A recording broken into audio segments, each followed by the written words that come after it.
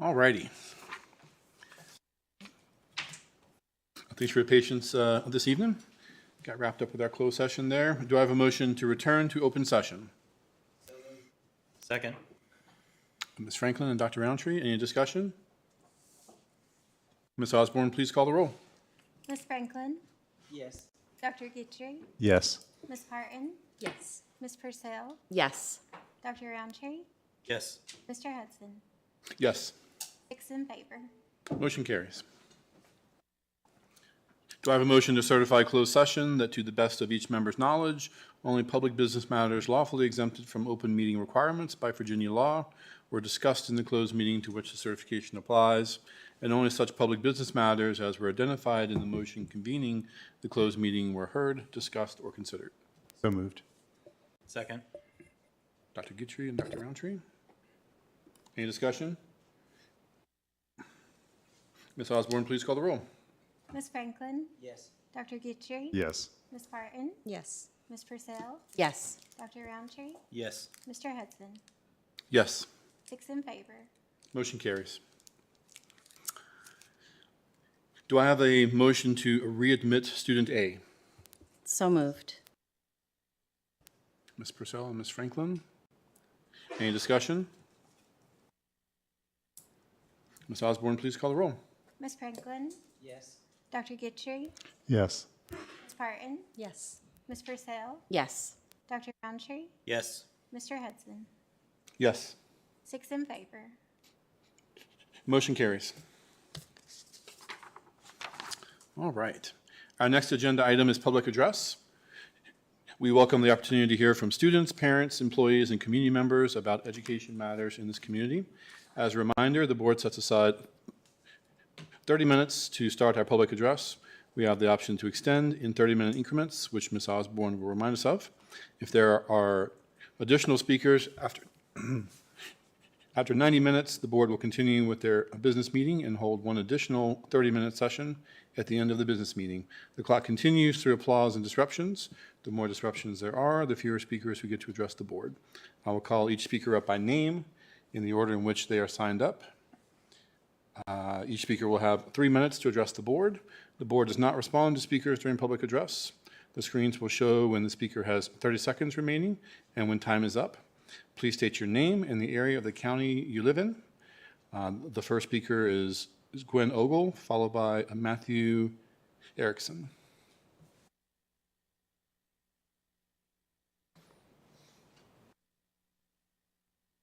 Good evening. My name is Gwen Ogle, and I live at 2813 Tall Oaks Drive in Blacksburg, Virginia. I'm here tonight speaking on behalf of our daughter, a student at Blacksburg High School. Without sharing too many personal details of her condition, our daughter suffers from a complex medical diagnosis. I'm happy to share the details in a private setting to respect her privacy. As the stress of school exacerbated her condition, we pulled her out in early March with medical guidance.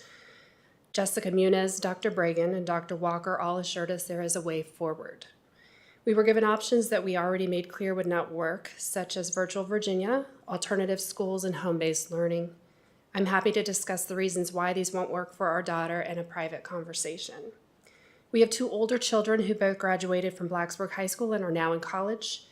It was never our family's intention to homeschool, but we find ourselves searching for an option that lets our daughter heal and thrive. We specifically asked Dr. Bragan and Dr. Walker to consider whether our daughter can be homeschooled and attend 1 or 2 Blacksburg High School courses, or alternatively, could she remain a Blacksburg High School student attending part-time while simultaneously being homeschooled, and would Blacksburg High School accept her homeschool transcripts towards graduation? Dr. Walker called to say that after talking with Ms. Muniz, Dr. Bragan, and the Director of Secondary Education, they would not ask the board to revisit MCPS's policy on homeschool students attending MCPS schools. Supplementing MCPS courses with homeschooling will allow us to work with our daughter's needs while earning a standard diploma. Solely attending school risks continued aggravation of her condition. We want our daughter to maintain a connection with her high school community. Exclusively homeschooling her risks rendering her socially isolated. The only class we are currently requesting is access to the Unified PE course, where she has friends and an amazing teacher. Here's what you need to know. As of 2017, 66 of the 132 counties in Virginia are open to homeschoolers on a part-time basis. Others allow consideration on a case-by-case basis. A 1997 law was passed that gives school systems access to funds from the state of Virginia for homeschooled students attending part-time. These students count towards the average daily attendance, meaning MCPS is missing out on money that it could be getting from homeschooled students attending our schools. Homeschoolers bring diversity of thought, experience, and perspective. Your mission statement reads, MCPS is an innovative educational community. We value diversity and we are committed to equity and inclusion. In line with the MCPS's belief number 10, learning and teaching are collective efforts that begin at birth and involve the entire community, I'm asking the school board to revisit the current policy that excludes homeschoolers from attending MCPS schools part-time. Thank you. Thank you, Ms. Ogle. Next up is Matthew Erickson, followed by Wendy Baldwin. Thank you very much. Good evening, Chair Hudson and members of the board. My name is Matthew Erickson, and I live in Blacksburg. I am the father of a rising fourth grader, a rising second grader, and the most excited soon-to-be kindergartner that you will ever have the opportunity to meet. I come before you tonight to express my opposition to the expansion of standards-based learning or standards-based grading in elementary schools.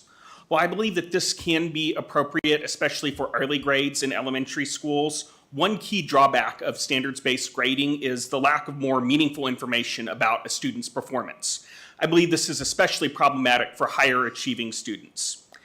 In theory, I know that standards-based grading includes both a meets expectations and an exceeds expectations option. However, our personal family experience suggests that for the vast majority of students, meets expectations ends up being the highest mark that is assessed. Indeed, when we've acquired concerning why certain grades are meets expectations, we've simply been told that that's where the assessment stops and that there is no ability to earn and exceeds expectations for a wide variety of subjects, including in many core areas such as math or reading. As a result, our family greatly enjoyed the transition to a more numeric style grading in third grade. It's given us a lot more information about our daughter's performance. While a 70 and a 95 may both technically meet expectations, they certainly convey vastly different information about a student's performance, and this has allowed us to more carefully target areas where our daughter may benefit from improvement at home. So ultimately, while I believe the best option would be to refrain from expanding standards-based grading, in the alternative, given that I know there is a drive in that direction, I would urge you all to more closely monitor how this is actually implemented and make sure that the ability to earn the full range of 1 through 4, from severely below, barely below, meets, and exceeds expectations, are actually implemented across all of the different rubrics that are assessed. I would encourage you to gather data to see how often in practice those standards are being followed through and whether or not that is actually occurring. So in conclusion, this is why I oppose the expansion of standards-based grading in elementary schools, and I thank you very much for your time and attention and for all that you do for our county, for our students, and for everyone involved. Thank you very much. Thank you, sir. Next up is Wendy Baldwin, followed by Lauren Sheeler.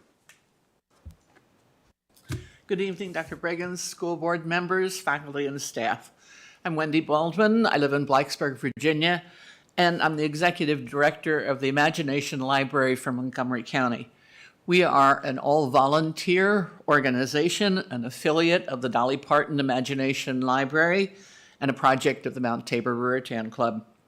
The Imagination Library is a long-standing program established in 1995 by Dolly Parton in Sevier County, Tennessee. It's now in more than 50 counties in Virginia. Many states have statewide programs, and in several countries. Each child who is enrolled in the Imagination Library gets a free, age-appropriate book each month in the mail every year until they turn 5. It's an amazing program. This gift from Dolly helps encourage reading at home to develop the love of books and establish pre-literacy skills like how to hold a book, turn a page, and be excited to sit and listen to a story.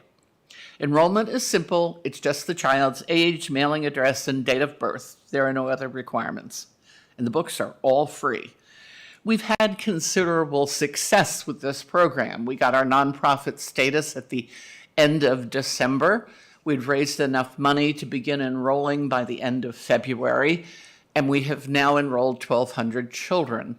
So in 15 weeks, we have gotten ourselves to where the Dollywood Foundation thought we would be in 15 months.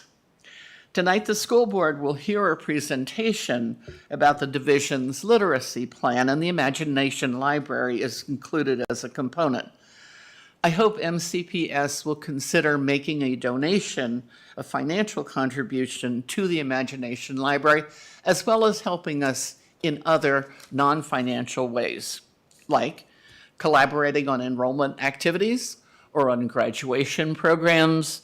This, when the 5-year-olds make that transition to kindergarten, a series of activities like this could help us, and it could help MCPS meet their family engagement requirements for Title I funds.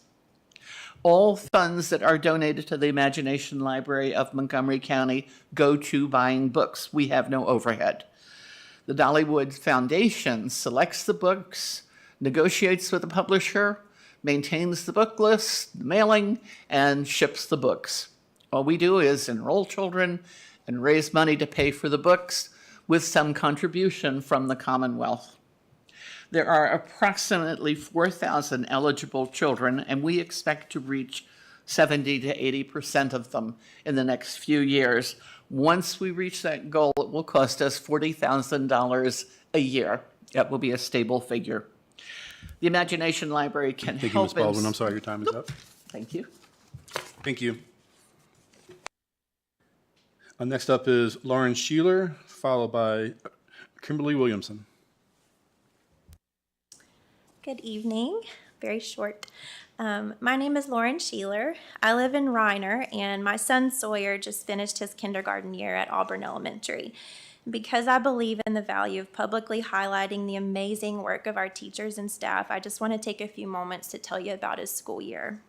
Sawyer has Down syndrome, and over the last few years, I've honestly been really nervous about him starting school. If you're a parent raising a child with a disability, you know that the world is not always kind to our children, and not every school across our country is eager to welcome students with disabilities into their mainstream classrooms and create a meaningfully inclusive environment.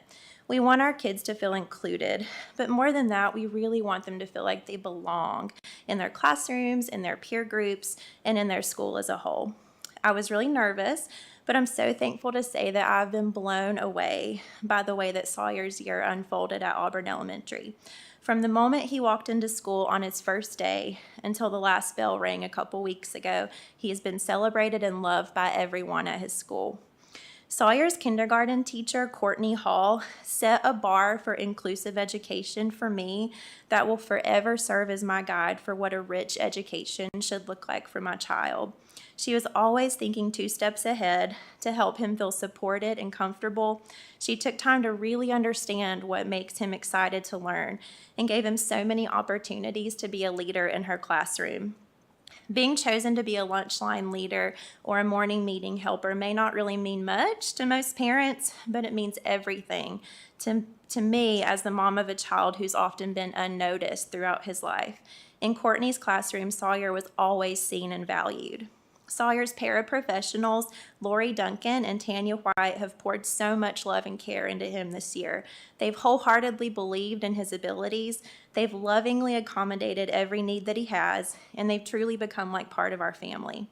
Mary Richardson, Sawyer's SPED case manager, came up with endless creative ways to support his learning needs, and I really appreciate her. Every single person at Sawyer's school knows his name. And that doesn't happen by accident. It happens because there's a culture of belonging that's been created there, starting with Mrs. Regas and Mrs. Hawley and flowing down to every single person in the building. So in conclusion, something I'm really gleaning from his kindergarten year is this. There's a difference between acceptance and belonging. Acceptance is great. We all want our kids to be accepted, but simply being accepted doesn't automatically equate to feeling like you belong in a place. So in a world where I've often had to fight for my child just to be noticed, Auburn Elementary gave us a place where he knows without a shadow of a doubt that he belongs somewhere. This year really has been a precious gift to my family, and I just wanted to say thank you so much to every single person who played a part in that. Thank you. Thank you, Ms. Sheeler. Next up is Kimberly Williamson.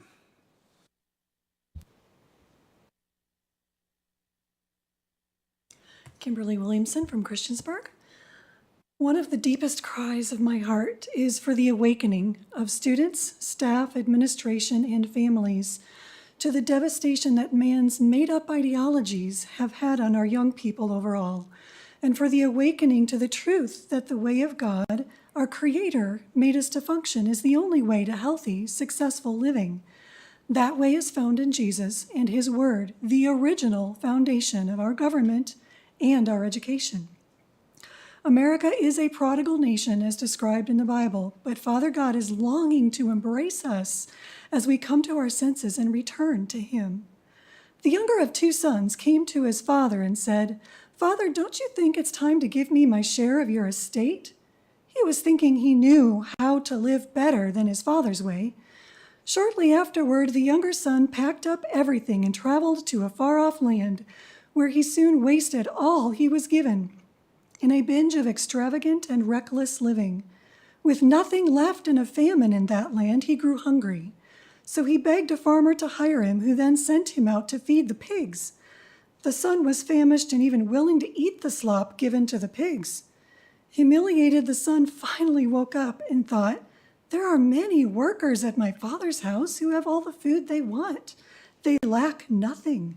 Why am I here, dying of hunger, feeding these pigs and eating their slop? I will go back to my father and say to him, 'Father, I was wrong. I have sinned against you. I am not worthy to be called your son. Please, Father, just treat me like one of your employees.'" So the son started for home. From a long distance away, his father saw him coming, and great compassion swelled up in his heart for his son who was returning home. The father raced out to meet him, swept him up in his arms, hugged him dearly, and kissed him over and over with tender love. Then the son said, "Father, I was wrong. I have sinned against you. I don't deserve to be called your son. Just let me be." The father interrupted and said, "Son, you're home now." Turning to his servants, the father said, "Quick, bring me the best robe, my very own robe, for his shoulders. Bring the ring for his finger, the seal of sonship. And bring out the best shoes for my son you can find. Prepare a great feast for celebration, for my beloved son was once dead, but now he's alive. Once he was lost, but now he is found, and everyone celebrated with overflowing joy. Blessed are those who hunger and thirst for righteousness, for they shall be satisfied." Okay, thank you. And with that, a public address is closed.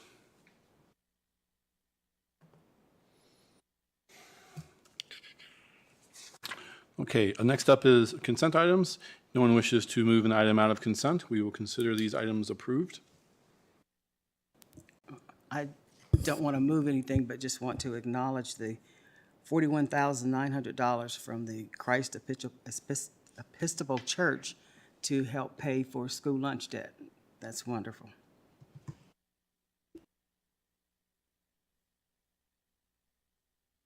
Board, anyone else? We had one of those donations a couple months back as well, which we should have acknowledged, certainly. I apologize for that, but definitely want to say thank you to that one, and certainly to Christ Episcopal Church as well. That makes a huge difference towards our students, towards our budget. And certainly, as we've all been monitoring, we're hoping this problem gets solved at a state level, so we never have to worry about that again. But certainly appreciate the generosity of our community. Okay, great. Next up, do I have a motion to approve the payment of the bills as presented?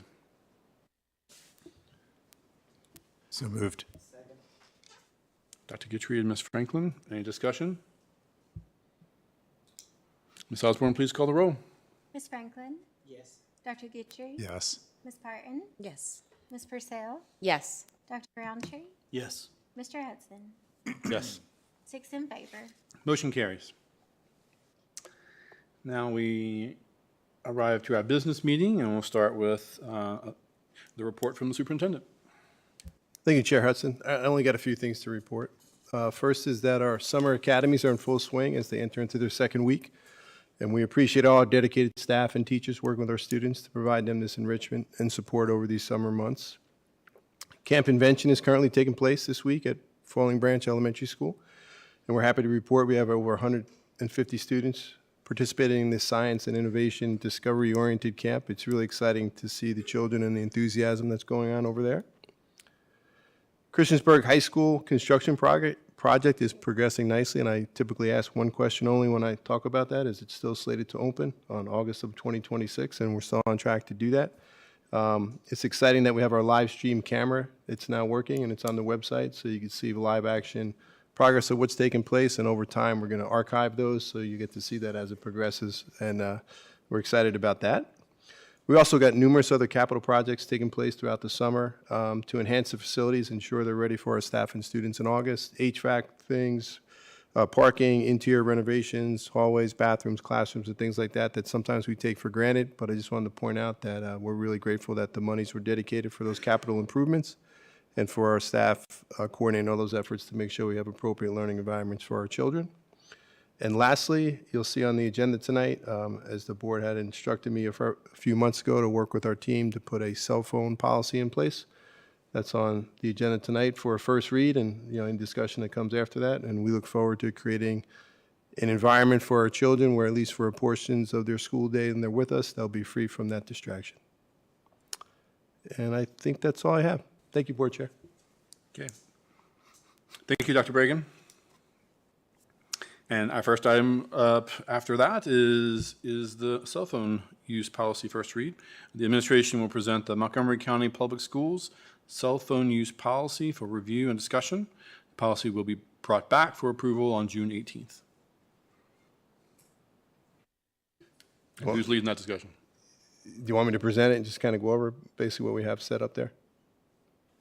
Basically, what the policy is it's restricting the cell phone use, and we use the term cell phone to refer to any connected device, earbuds, smartwatches, and other things like that during the time the kids are in the school day. And it was somewhat piloted this year at Christiansburg Middle School, and it met with a lot of success and a lot of positive feedback from staff and actually from students and from parents as well. Took a little bit of time to get acclimated and get initiated, and sometimes the first couple of days there were more cell phones that were taken, but over time that reduced to basically nothing, and as kids and staff began to accept the policy. Some of the things that we did include in this policy were exceptions for students that may need them for medical reasons, such as diabetes monitoring and other things like that may necessitate constant contact either with a physician or with their parents and things like that, so obviously that would be an exception. One of the things that the administration talked about was, could you put directly in there, what some of the consequences would be, and we kind of, I don't want to say briefly, we defined it, but we didn't get to very specific. The first offense is obviously take the phone, it's not that significant. Second offense is a little more significant, and then if there's a third offense, you go all the way up to the progressive disciplinary actions, but we didn't say exactly what that would be because it depends on the situation, grade level student, so on and so forth. We're looking to get, if the board moves forward with this, second read for the next meeting, get the information out to our communities as quickly as we can, and hopefully try to model the model that the staff member did for Christiansburg Middle School and getting the information out there in a way that the students would be easily digestible. I'm open for discussion or comments or anything. Okay, great, thank you. Board, any questions or comments? So I'll start. So when we talk about on school property and school-sponsored activities, so does that include buses? We didn't put it on the buses because I'm not sure we'd be able to monitor that, and that puts an undue burden on the drivers when they're trying to drive the buses, sometimes with 70 kids on it. So that would not include buses as it's written here. Okay. Well, I'm a proponent, if we need to get some aids, then we need to have them off the buses too, because we had just as much issues happening on the buses as we do inside the buildings. So athletic events, school-sponsored, how's that work? It would be the events that are taking place at the school, after-school activities, athletic events, where the kids are going to be in the gym, watching a basketball game or volleyball game or something like that. So football games, soccer games, outdoor, track. That would probably be harder to enforce, you know? But if we want to be equitable, yeah, Understood. We could look at that. and consequences. For consistency reasons, I would like to see something that says this is what's going to happen.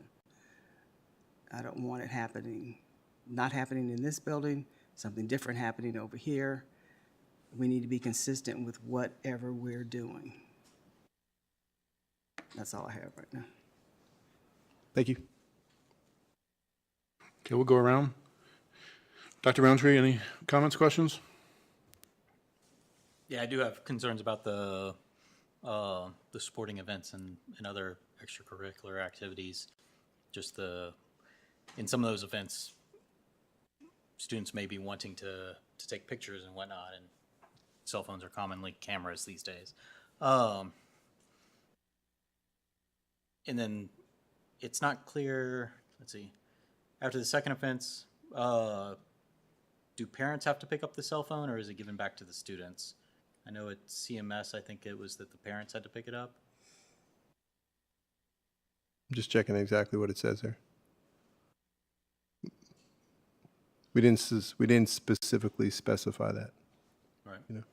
And as I read, I'm sorry. Oh, sorry, I think that that adds an increase in level of discipline Okay. if the parents have to pick it up from after the first offense. That was the only two things I had. Okay. Thank you. Ms. Rousseau? I think that scaling this program for high school is a little more complicated than at the middle school level. And I think the high school students might need a little extra layer of buy-in. Can you speak specifically perhaps to any plans for dealing with that population? Yeah, I'm sure at every level it would be a different rollout and things like that. We didn't get into specifics with the administration, but we will do that as we move forward. Because I agree with you, it's very different when you're looking at an elementary school as opposed to our high school and the expectation for the kids and the communication.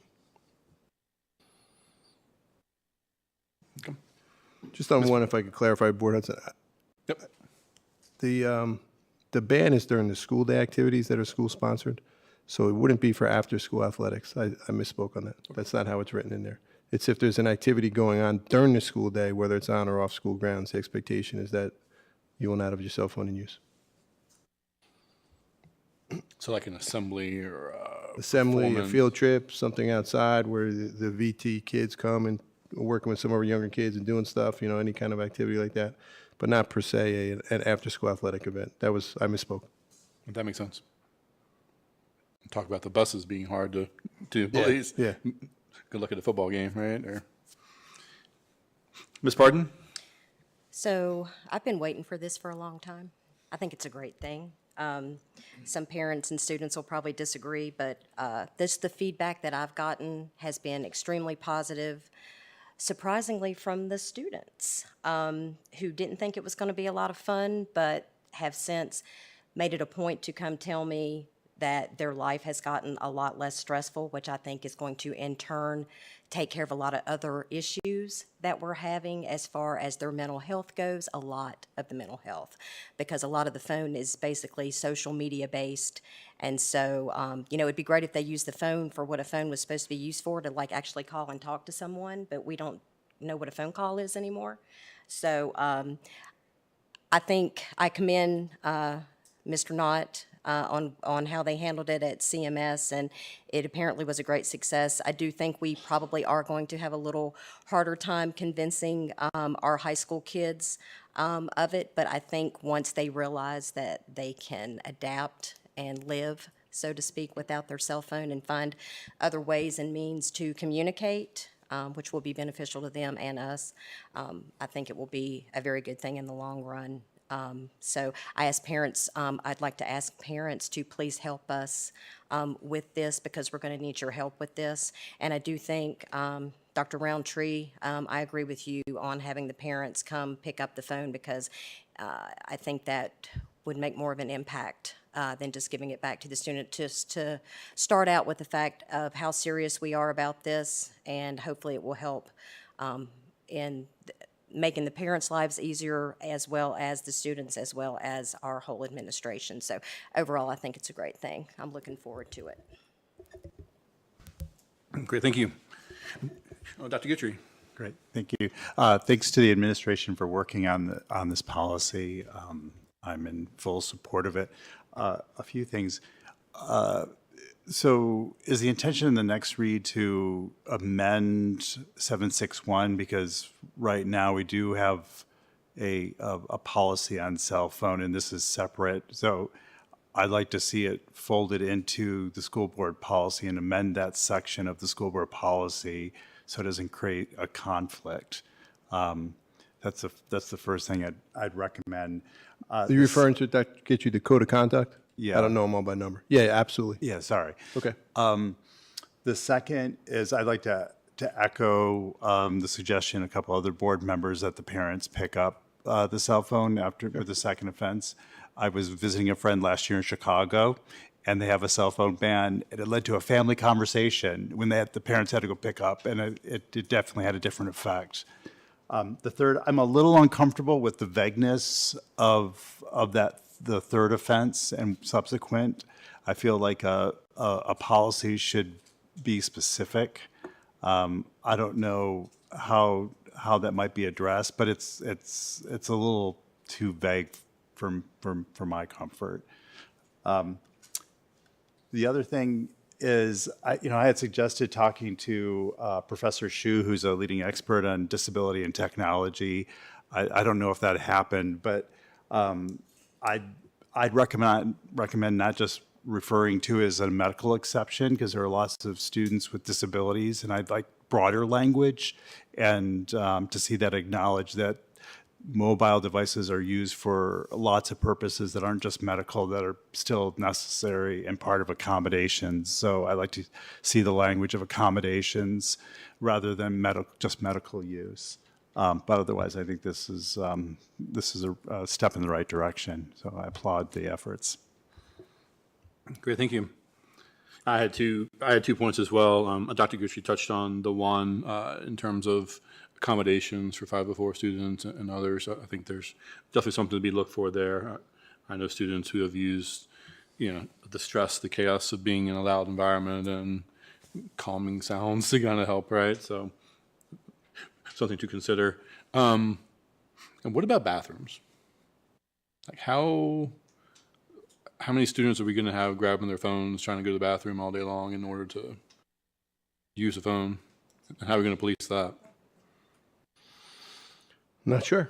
Okay, cool. I mean, obviously, kids are kids, right? And they're going to try to work every wrinkle that's possible. So that's something we'd have to look at. And I want to stop them from vaping in the bathrooms first, but True. Right. That could be an issue. If we, unless we actually confiscated the phones and put them in a place. And I'm not sure we can go down that road with you pick some of the bigger high schools, over 1,000 kids every day, where that would even be manageable, right? Mm-hmm. So I don't know. Okay. And I like the practicality of this approach. I like, there is kind of a self-policing aspect of it. And, as opposed to investing in pouches, I know we've talked about a bunch of different stuff over the time, and the cost, the management of those kind of things. And, in the case of emergency, the phones are still there, right? But it's really just going to be the managing of that throughout the day. I assume that also includes over lunch. Like that's what CMS did, right? So that's another time where a lot of students congregated together. It's going to be hard to police that, right? But I also think that just like CMS did, we try it, we enforce it, and hopefully it's going to work out. All right. It's a good step in the right direction for sure. I I will take the feedback and we'll tweak it and bring it back. If there's any other feedback, if you could reach out to me directly, and we'll share it with the administrative team. We'll make those changes that you all suggested and come back on June 18th. Okay, great. Do your mic, Penny, sorry. All right. Thanks. The training for our staff, what does that look like? Or is it on a case-by-case basis when it comes to, medical emergencies and situations like that? Well, just how best to do it, right? How best to implement it, how best to deal with children when you notice that they're violating the policy, and just kind of go over all those expectations and what we would expect you to do so that we don't escalate a situation, and we want to de-escalate it and maybe not make an accusation of someone that has a right due to an accommodation or a medical device. How just to deal with all those things. Exactly what that'll look like today, right now, we don't know, because we want to get the policy out there first, and then we'll set it up with our administrative team. And we got time over the summer to put all this in place. Could we possibly, I'm sorry, Ms. Franklin, could we possibly get that information from parents at the beginning of school?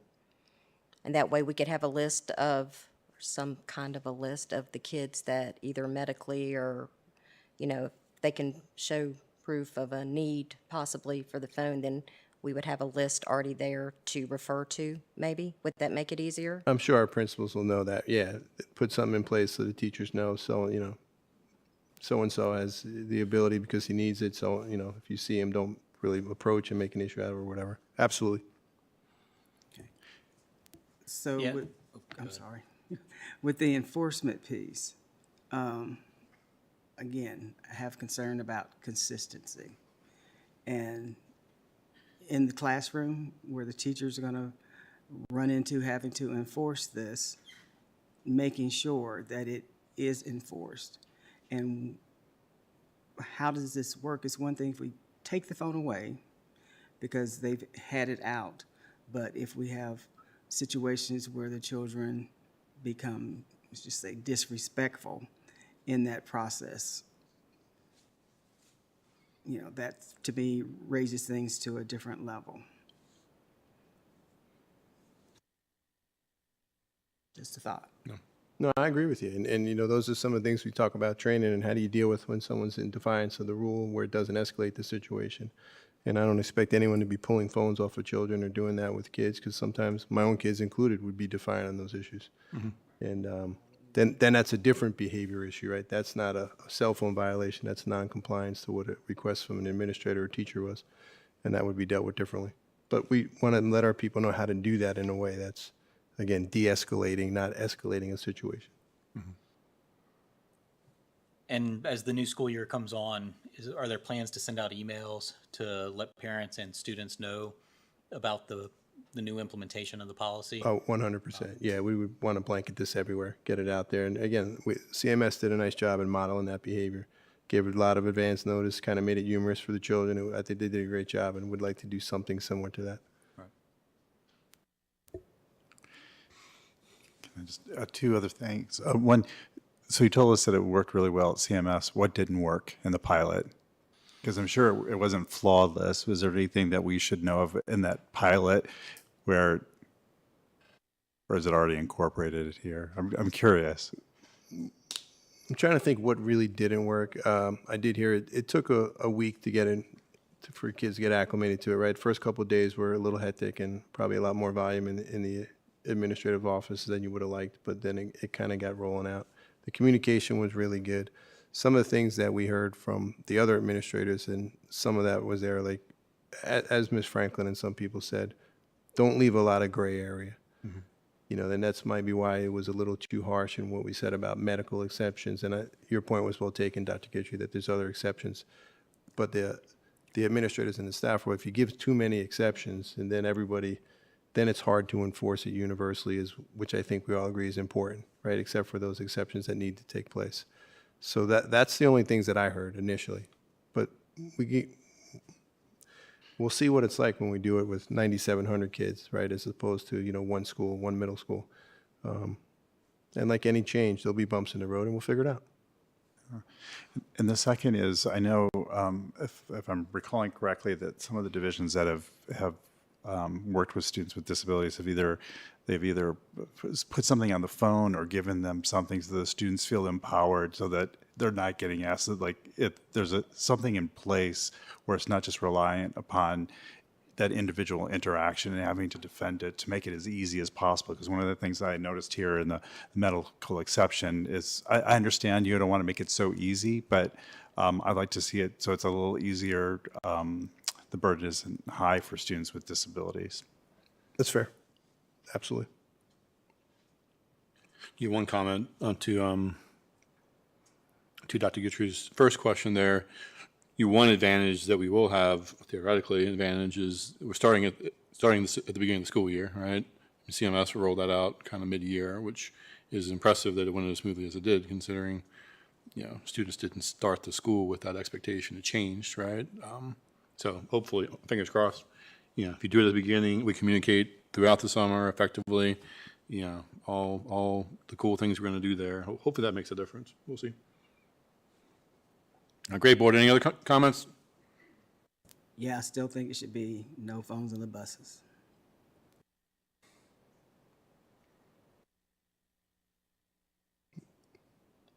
Okay. No. I mean, I do think, yeah. We'll look at it. I don't disagree, The right, enforcement thing is hard. The enforcement's harder, right? I think we would have to have permanent aides on the bus for help with that. I mean, we definitely would have to have someone monitoring that other than the bus driver.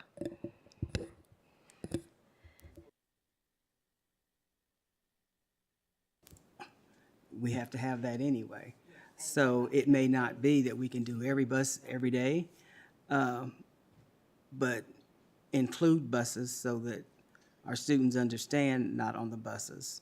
And, I hate to say it, kind of go from there and figure it out. If we have a bus where there are lots of offenses, then yeah, our bus drivers are there to get our children to and from school safe and home, but concentrate on where there are real issues, if that's where we want to go with it first, see how it goes.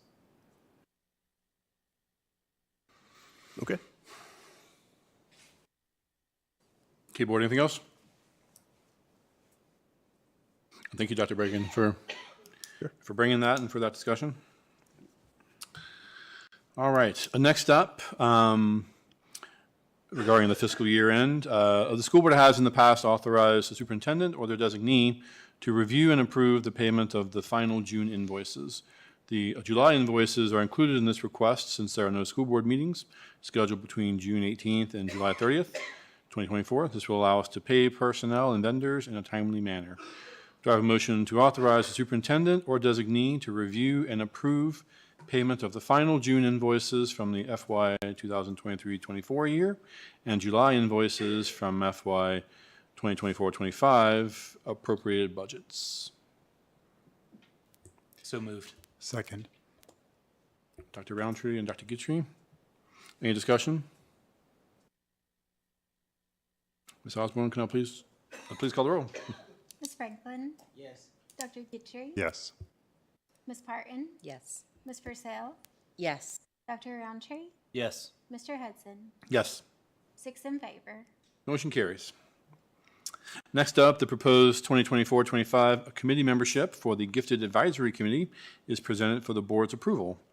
Helen Fatinos, Administrator of Gifted Programs, is available for any questions or concerns.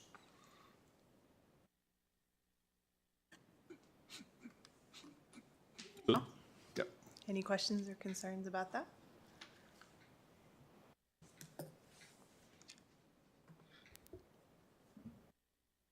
Any questions, board? Anybody want to start? I'll start with one. Good evening. Good evening. So looking at I know that there's a breakdown by community and then some basic demographics. I know one of the critiques in the past is that there was an overrepresentation of MCPS employees, not just administrators, but also teachers who were also being counted as parents. So I'm curious of the membership here. Of the voting members? Yeah, the voting members, how many of them are parents who don't work for MCPS? And I should clarify and say, I'm not opposed to people being both parents and working for MCPS and being on the committee, but just making sure that there's that independence. Absolutely. Just counting. Sorry Julie to put you on Stanley, the who's spot. our secretary, is a teacher. Jennifer McGee is a teacher. And Katie Schendel is a parent and a teacher. So of the voting members, 2 are staff members that do not have current identified children, and 1 is a staff and parent. Okay, so the voting members, the majority are not MCPS employees? Correct. Okay, great. Yeah. Thank you. Board, any more questions or comments? Well, I appreciate the continuous reporting of the makeup of the committee, and I'll just encourage, again, to keep trying. Yes, ma'am. Every day I try harder. And again, I am open to any suggestions, areas to recruit. I think in my next line item here, some of the initiatives that I'm hoping to pilot this coming year will provide more parent community contact, which I think will increase our possibility of recruiting more diverse members. So I'm hopeful for the future. Okay, so this just crossed my mind. Yeah. I brought my pen to take notes. So, if we don't have as many minority students being identified as gifted, which means that will limit the pool of resources, are we making sure we're looking at that also? Yes. I can jump into that now, or you can wait for my pretty slide, and then I can tell you Whenever you want to do it. my hopes for creating a more equitable screening process so that we can make sure every student has a level playing field as they enter the screening process, which would then hopefully increase the number of minority students participating in the gifted program. Okay, well, I got another question, but I'll wait for the next. Yeah. Yeah, okay. Board, any other questions, comments? Dr. Roundtree, your mic is on, just making sure that was, okay, cool. Okay, great. Then, do I have a motion to approve the 2024-25 committee membership of the Gifted Advisory Committee as presented? So moved. Second. Dr. Roundtree and Dr. Guthrie. Any more discussion? Ms. Osborne, please call the roll. Ms. Franklin, Yes. Dr. Guthrie, Yes. Ms. Parton, Yes. Ms. Purcell, Yes. Dr. Roundtree, Yes. Mr. Hudson. Yes. 6 in favor. Motion carries. Next up, the gifted identification process for MCPS will be presented by Helen Patinos, Administrator of Gifted Programs. This is a presentation, no action expected. Thank you all again for approving this. This is going to allow, approving the GAC membership now will allow us to get started on our work sooner this coming year. So I appreciate that. And thank you for the opportunity to share some information about our current students and our gift identification process. Tosh, am I doing this or are you doing me? Okay. I have 4 things I'd like to share with you tonight, 3 of which are required by the gifted plan to share with you. So based on the requirements of the plan, I would like to share with you sort of our screening data for this year, the secondary courses offered, the professional development offered, and then per your request, I will also offer information about the gifted identification process. So first off, our screening data. Every student, grades K to 8, is screened every year using multiple measures, including the Hope Teacher Rating Scale, MAP data, and other school-based data. So you can see here in 2023-24, 6,375 students were screened. In the fall, 80 were flagged for referral, which means they were moved forward in our process. And 60 of those students were found eligible. 6 of those students we were placed on monitor status because we felt like we just needed to collect some more data from them. In the spring, we moved 69 students forward for referral. 62 of those were found eligible, and 6 of those students were placed on monitor status. So you can see the percentage of students that were moved forward through the process and then identified. And then broken down a little bit further, I just wanted to share the students that were flagged for referral. This number differs slightly from if you added 80 and 69 together, because this number includes transfer students that came in the fall. That's a different process. But of those students, just highlighting the students with disabilities that were flagged for referral, our students, LAP students, and then a breakdown of the ethnicity of the students that were flagged for referral. Next up, secondary courses. This is a lot of data. I learned how to make pivot tables so that it would be more manageable for you. I was very proud of myself for doing that. I know for some people that is an easy thing. For me, that was new learning. But this is just a breakdown of all the students across the middle schools and high schools in AP, honors, type classes, DE classes, and then of those, how many were identified gifted and how many are not. It's a little bit difficult for me to interpret just because students are double counted in a lot of those classes because they're taking lots of them, but you can kind of see how many of our gifted students are in those higher level classes because that is where we are serving our students at that secondary level. And then finally, for professional development this year, all teachers K-8 participated in the training for the HOPE teacher scales. Gifted resource teachers provided targeted professional development to 70 elementary school teachers and 46 middle school teachers monthly. And then this year we launched a critical and creative thinking skills communication for our teachers and for our families, and those newsletters are linked there for you to look at. And GRTs at BMS and CMS were invited to present these at faculty meetings. Otherwise, the information was just sent out to teachers by email and then met individually per teacher's requests. This coming year, we do have a professional learning series queued up for all teachers to be able to participate in, and in person and virtually. Do you want to ask any questions about those first three items before I move on to the ID process, or should I keep going? I'm waiting. Keep going? Okay. So the identification process for MCPS, this is our timeline. So every student, as I've stated before, is screened annually using those HOPE teacher scales, map data, planned experiences. That's when gifted resource teachers push into classrooms and do targeted lessons. That happens mostly in second grade. And then other school-based data that we can pull, for instance, PALS data or the data from the ELL teachers, and then also parent referrals. From that point, students that all of that data is put on a giant spreadsheet, and then the GRT, myself, and the school administrator will meet and look at all of that information. So we call that the school-based screening meeting. From there, that's where we flag students. So we look at students who have that aptitude or ability we believe may have an aptitude or an academic ability that requires differentiated service. So from there, we would move them into the assessment process, and that requires a parent or guardian permission. So we would send a letter home to that parent asking for permission to provide additional assessments to their student, because that isn't a typical school-based data that we're collecting. Parents fill out a scale, a Renzulli scale. Joseph Renzulli is a gifted expert. So they fill out a scale telling us what their child is like at home. Teachers fill out scales based on how the student is performing in the classroom. And then we also administer either ability or achievement data as needed, depending on what is already available from school.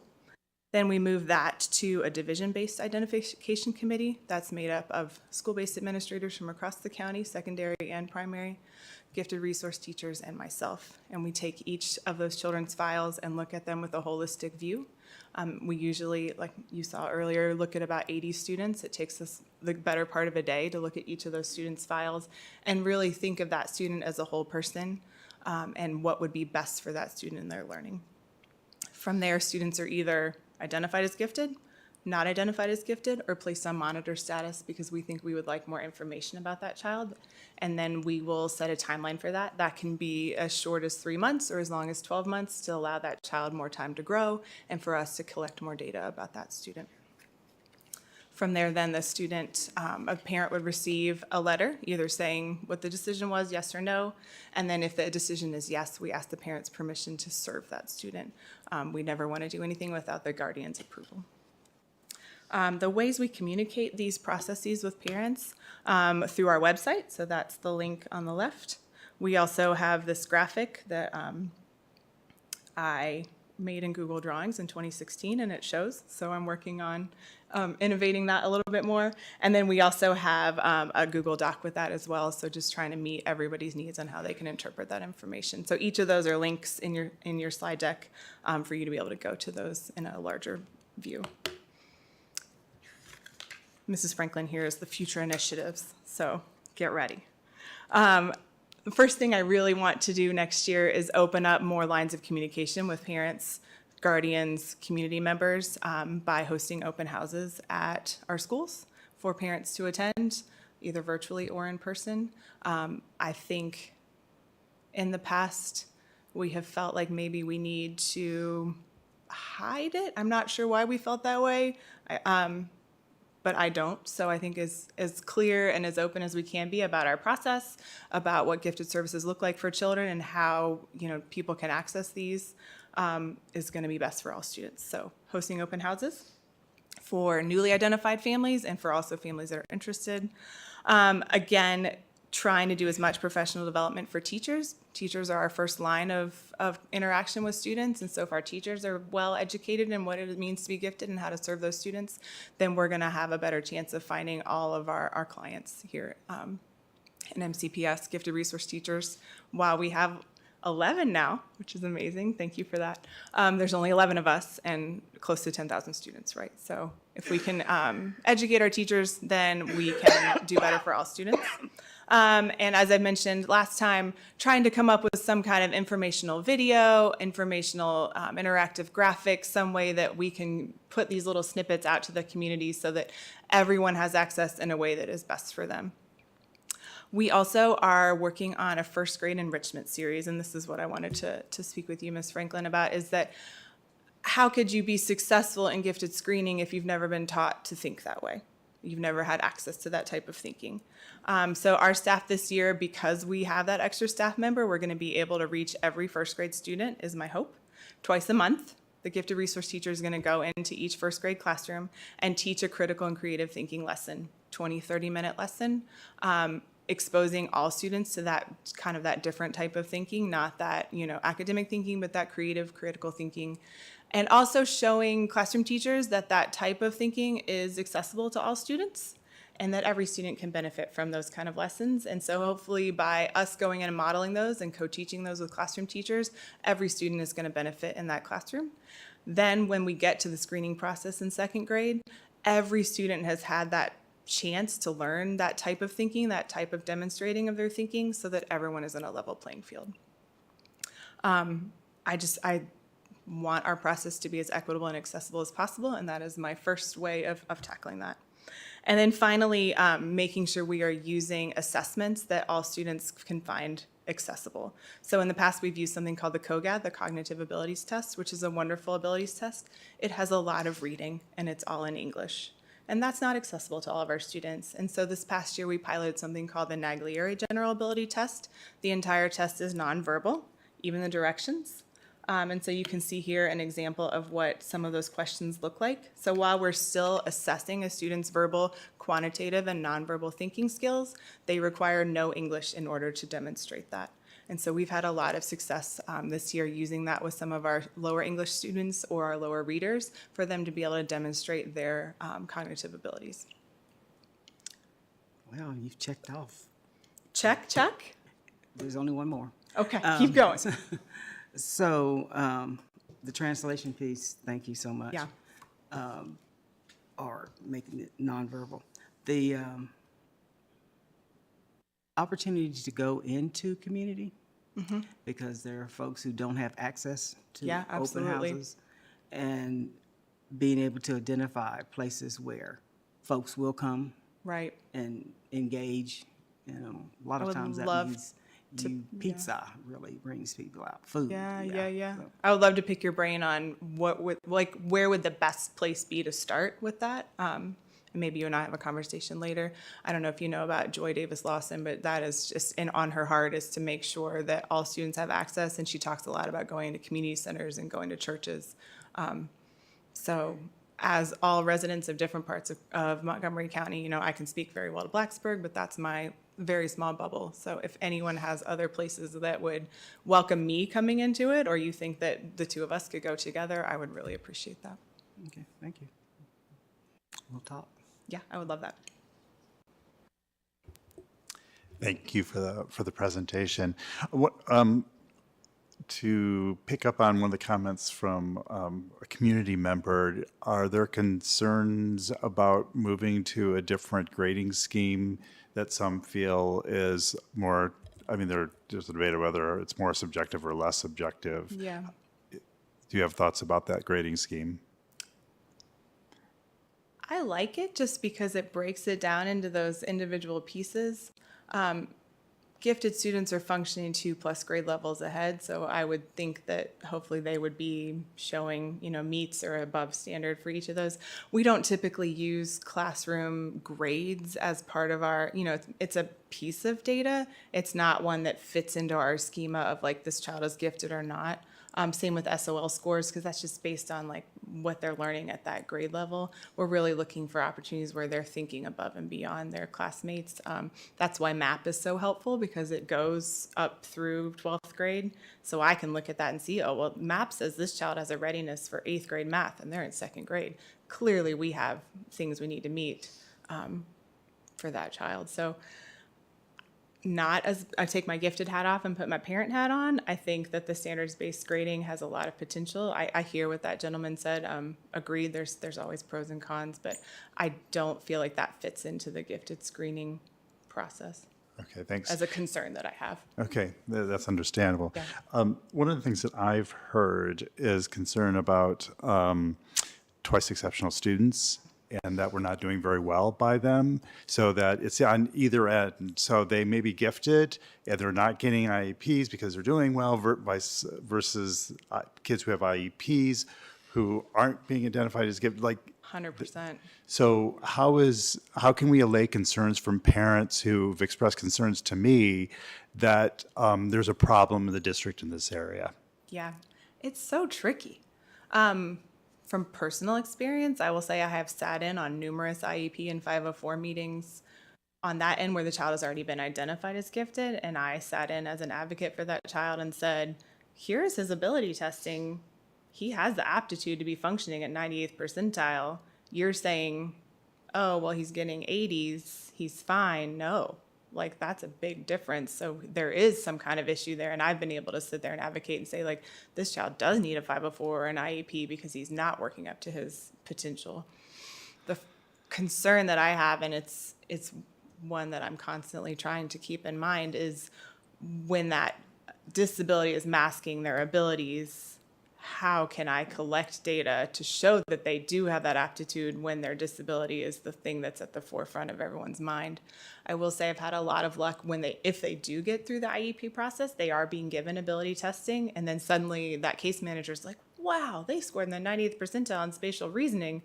Perhaps we have a dual exceptionality here. So making sure that we have close working relationships with those special ed case managers so that we're sharing that data. Communicating to parents that they always have that opportunity to refer their student so that we can then dig a little bit deeper. I've had good luck with parents bringing in like private testing so that they can show, here this private counselor showed that on, specifically like the WISC is one that private testing often does. They are showing these aptitudes, and that can allow us to have that conversation and say, perhaps we need to dig a little bit deeper. We're never going to catch all the kids because it's not a perfect system, but I can promise you, and I can promise those parents that are concerned, that it is at the forefront of my mind. Again, that's another piece of diversity in our program that we need to continue to work towards and be aware of, and just me doing as much learning as I can so that I can be an advocate for all those kids. I appreciate that. I think it's one thing to be able to do it interpersonally. It's another thing to do it programmatically and across the entire division. Yeah. And I'd love to see some more visibility Okay. on that issue, because it's been expressed to me, and so I know a little bit about Yeah. the challenges, and we're seeing more kids with ADHD and Yeah, and that's just going to increase. So Mm-hmm. I would love to see more visibility and what we're doing across the division for Yeah. those families and children. But thank you. You bet. Appreciate it. Okay, board, we'll keep going around. Ms. Parton, any questions or comments? No, thank you for the presentation and the information. Thank you for the You've done a great opportunity. job. Ms. Purcell? It's really just more of a comment. I had a conversation with Mrs. Flynn at Gilbert Linkus several months ago, and she had just mentioned kind of on, a conversation goes all over the place. When she was a teacher, how powerful it was for her to have co-collaborated with the gifted educator, and it really kind of opened up her mind, how to reach her diverse classroom of students all different ways. So I just really appreciate your efforts of expanding that for our students here. So thank you. Thank you. That's great. Well, Dr. Roundtree? Yeah, thank you for the presentation. One comment. What slide is this? Slide 12. You mentioned it when talking with Dr. Guitry. Parents have a ability to insert themselves into this process to have students be evaluated. It wasn't so clear in the presentation, so making that material public, maybe I missed it. Was it in there somewhere? Yeah, You you changed. down here under number 1 where it says parent referral. So a parent always has the Okay. right to refer their child for additional screening. Okay.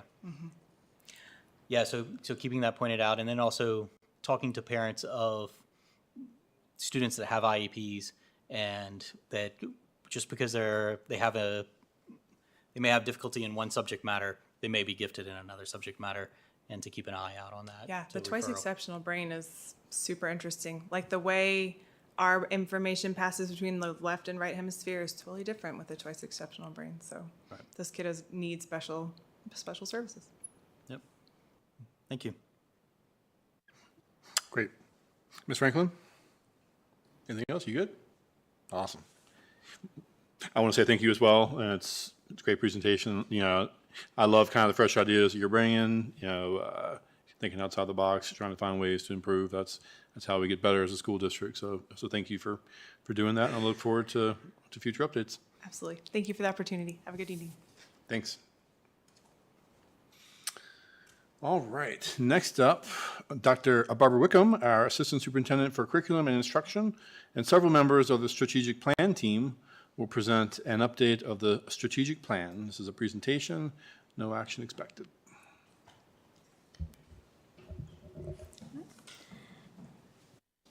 Good evening, Chair Hudson, members of the board, Dr. Bragan. This evening, we would like to update you on our progress towards accomplishing our result statements in our strategic plan. Multiple strategic plan team members are here this evening to provide updates on the section of the plan that they've helped develop or have worked on in some way. So it took about 40 slides to show all portions of our plan. In an attempt to help you quickly see what has been accomplished, we color-coded the action steps. Green means fully implemented. That's supposed to be yellow. That's partially implemented. And then the red, of course, not yet implemented. There are a variety of reasons why it might not yet be implemented, including we just haven't gotten to it yet, and it might be coming up next year. Asterisk means that there needs to be an adjustment to that portion of the plan. Because there are 40 slides or so, it's our goal not to read them to you, but to give you the highlights for each section. For instruction, professional development, a PD committee was established. The work of the admin of professional development was shifted to some of our PD experts, our admins of curriculum, and we're working to create a process for evaluating PD, and that's what you see there in yellow. Develop a division-wide plan to advance the learning of our educators. We have fully implemented that. For professional development, implementing, monitoring, and revising the plan, we do that each year. Currently working on that now. And for lesson planning, Jennifer Wall, our administrator of math, is going to speak to the next portion of our plan.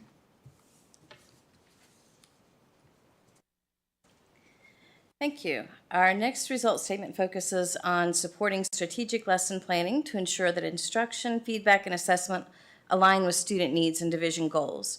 We've implemented all of the action steps for this result statement, hiring recess aides for elementary schools and bringing back the team planning period for middle schools allowed MCPS to provide an average of 75 to 80 minutes of planning for teachers. Curriculum admins have worked with teams of educators to ensure that teachers have access to a variety of resources to support their instruction. PLC teams have been meeting to analyze data and share instructional and intervention strategies with the goal of increasing student achievement. In the coming years, we will continue our work of aligning formative and summative assessments to the cognitive level of the standards of learning as new standards are implemented in reading and math next school year and in history and social science the following year. In alignment with our engagement action plan, we spent time this school year implementing professional development on the engaging qualities listed in our strategic plan.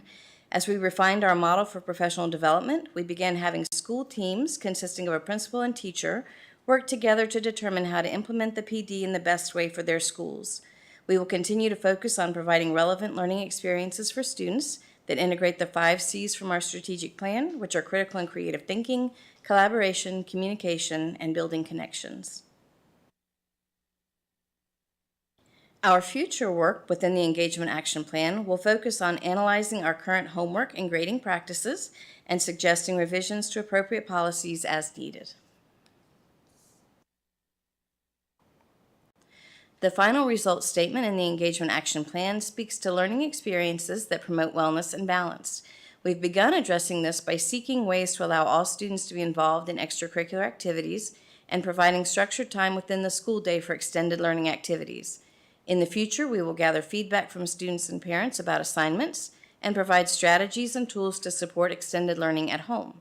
We continue providing professional development opportunities and trauma-informed practices, cultural responsiveness, and growth mindset.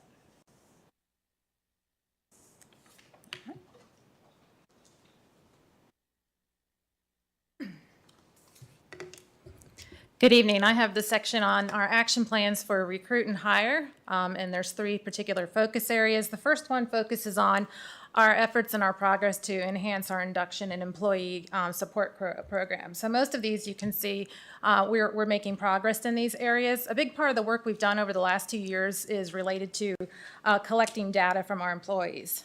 So we've worked with some of our administrators who are doing research on their doctorate to collect surveys and stay interviews from a large number of our employees. And that has really given us very valuable information in terms of understanding the things that are important to our employees that will help us enhance our support programs for them. So we've been able to identify important trends in this data. For example, we know that relationships are really important to our employees, both relationships with staff but also with students. We know that time is valuable. We know that pay matters, but we also know that employees see the benefits, see the importance of having a strong benefits program. So this is information that we can use as we proceed and go forward and improve and enhance our induction programs. Part of our induction process is having a robust mentor program. So we have a mentor program in place, and again, we get a lot of data from that mentor program through feedback forms. So going forward, we want to continue to use that data and that feedback to work with the committee. So much of the work we're going to be doing this summer and into the fall is to form a committee that is going to focus on what this data is telling us and how we can continue to move our induction and support programs forward in a way that is valuable to our employees. The next section of Recruit and Hire focuses on what we are doing to recruit highly qualified personnel. So we have some areas where we have fully implemented and some areas where we're still implementing. In the area of participating in a variety of recruitment events, we've greatly increased the number of recruitment events that we participate in as a school division. And these include probably over 20 events that we've done this year. Some of these are job fairs. Some of these are community events that we attend. Some of them are events with universities in which we go to career-focused events at universities. We've also looked at expanding our interaction with different community groups. So we've worked with the Chamber of Commerce, Onward NRV, the Montgomery County Blacksburg-Christiansburg Regional Tourism Office, because we have found that part of recruiting people is not just giving them information about the school division, but also bringing them in so they know more about our area and what makes the New River Valley a great place to be. We've also extended our use of recruiting platforms. So we are posting jobs on things like LinkedIn, Indeed, and Handshake, which gives us more connections to universities.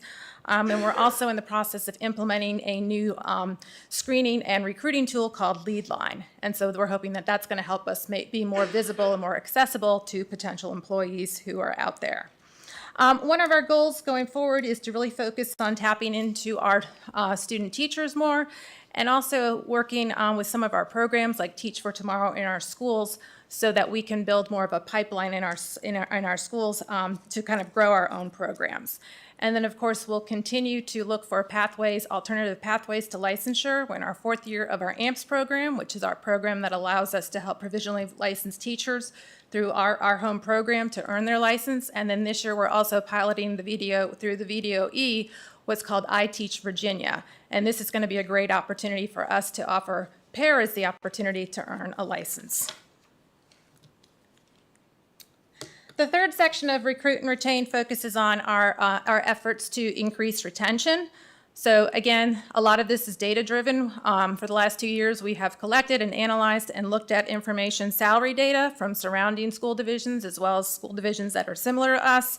And this has allowed us to focus on where we need to make improvements and enhancements in our salaries and in our benefits. Last year, we did a classified salary study, which did result in a lot of changes to placement of our classified staff. We have also expanded the use of our Minority Retention Committee. One of the goals of the strategic plan is to increase the diversity of our workforce. And so part of that has been using the Minority Retention Committee. This year we have increased the capacity of that committee by increasing its membership, but also the number of meetings and events that we hold.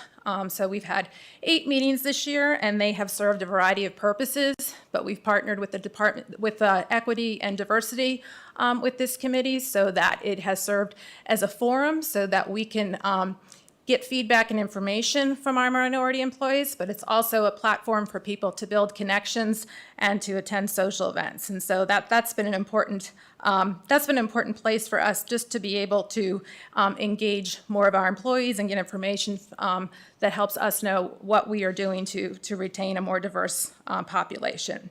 So going forward, we really just want to focus on continuing to gather data that will help us focus on building our efforts to retain our employees. Thank you.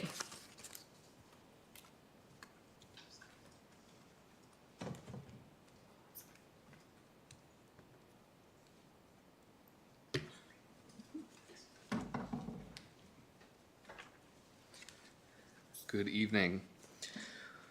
Learning environments, the safety specific portion of learning environments. As you all are aware, the renovations at Christiansburg Elementary, Christiansburg Primary, and Bellevue Elementary schools have been completed. Development of the master facilities plan is still on the to-do list. The traffic flow study has been completed, and MCPS has worked to expand pre-K programs specifically within the Auburn community.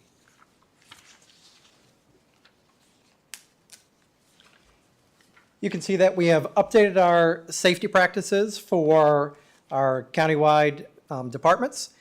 Just a side note from some of these that we have done for our safety and security, we have currently upgraded our camera servers, so that gives us more retention, and we are adding cameras to our system as well to increase our coverage. And this summer, we are also increasing the number of key card access to our exterior doors to try to discourage people from propping doors open, because there is not a way back in. So we're trying to do that as well. You can see that we also, as a common theme, as Mr. Harris continues to come on board, he will continue to develop the facilities master plan, which a lot of these are contingent upon. So as he continues to develop that document, you will see many of these items on our slides that are currently red, that have not been completed, will continue to go into the yellow and green as we move forward. The accessibility portion of the learning environments plan is primarily focused on the facility use process. A revamped facility use process was completed in spring and summer of 2023 and was implemented during the 2023-2024 school year. Next up is poverty.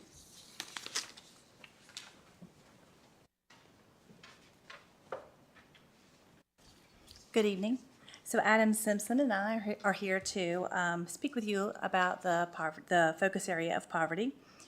And here, where we have our district will systemize the intake and distribution of information services and resources donated by the community partners. So far, we have developed a Family Resource Center, and we will continue to organize and make it more user-friendly as resources to our families. We have computers available at each of our schools for families during open hours. And through this availability, families can register if they needed with assistance. And community partners have been established, and we continue to work with our collaborations there. So in this area of poverty, where the schools will systemize the collection and distribution of information and services to students through our school counselors. Counselors have been named certain liaisons at each school to help ensure families are receiving all the information that they need. And that schools are also maintaining a resource document available to their families, and they have that in both hard copy and digital format.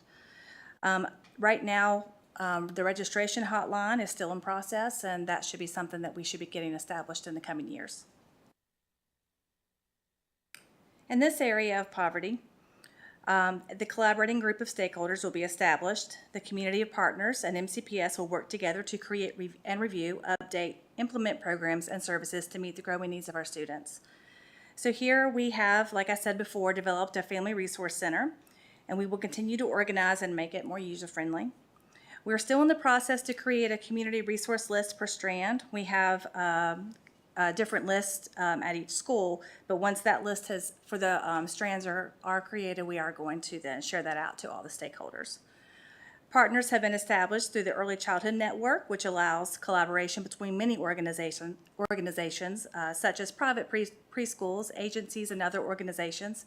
And work has been done to create flyers on school readiness, and that has been distributed throughout our community. And we are very close to finalizing a single point of contact to help disseminate information and connect with families. One thing that has been created is a Birth to 5 hub through our Ready region, and this has been established so that families can work to get access to many resources. These resources are things such as agencies that they can tap into to get services, preschool opportunities, parent engagement information, as well as other resources. Also under the focus area of poverty, MCPS has an action plan related to relationship building. As we all know, building relationships with our students and families is foundational to everything we do. Schools have worked intentionally to design evening events such as back-to-school nights, open houses, and curriculum nights to serve the needs of their students and families. Many schools have also planned and organized outreach events in some of the local neighborhoods over the summer and at the beginning of the school year to help with registration, to provide needed school supplies, and to connect families with other school and community resources. MCPS is still working on developing a more formalized procedure that monitors implementation of and documenting attendance at these community events. At the beginning of the school year, our administrators of curriculum designed professional development for new teachers on meeting the learning needs of students from poverty. This PD was also offered to all teachers in the division during the spring semester. The subsequent bullets are in yellow because we are still working on expanding those PD offerings on this topic. Once the PD is more fully developed and delivered across the division, principals will be able to monitor the implementation of the strategies learned by teachers, as well as provide support to teachers who need it in this area. Another goal related to relationship building is to communicate with families in a confidential and dignified manner. As we reviewed this, we felt that perhaps all of the steps could be green because this is something that we strive to do every day as we interact with families. However, the team chose to leave the first 3 action steps in yellow because there's always room for growth and improvement when it comes to identifying and removing barriers for our students and families. This is work that truly never ends. As you can see, the transportation piece is in yellow because the division has explored this in the past and has yet to fully implement an after-school activity bus due to financial constraints. And this last slide shows action steps related to before and after school care that have not been implemented yet, as they were scheduled to be executed in year 4 of the strategic plan, which is next school year. And turn it back over to Ms. Altizer. So this last area of poverty is under the area of early childhood. As you can see, we have really worked hard and accomplished a lot here in this area. So for our expansion, we have been able to provide mixed delivery preschool slots and 3 private providers in our area. And this allows the children in these facilities to receive wraparound care. An additional 4-year-old classroom has been added, and that allows us to serve 18 more students and families, and that's in the Auburn district. 1 3-year-old classroom was added last year. This is serving 15 students and families, and this is at Price's Fork. And we have intentions to add 1 additional 3-year-old classroom in the coming year. We're in process. We're waiting on BDOE to definitely approve the allocated slots to us.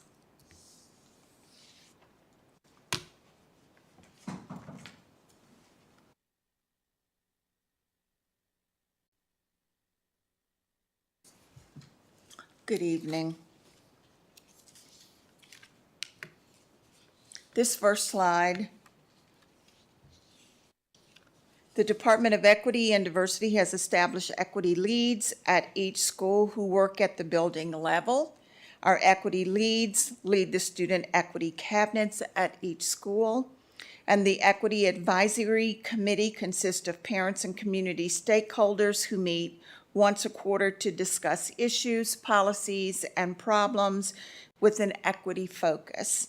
We are continuing to work on fully implementing school-based equity teams.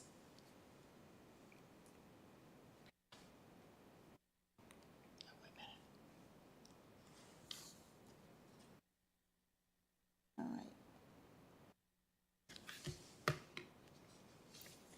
The Department of Equity and Diversity continues to provide learning opportunities on cultural awareness, implicit bias, and deficit thinking. We must continue to provide professional learning opportunities, and when I say we, I mean Montgomery County team, on poverty, disciplining, social emotional learning, and trauma responsiveness.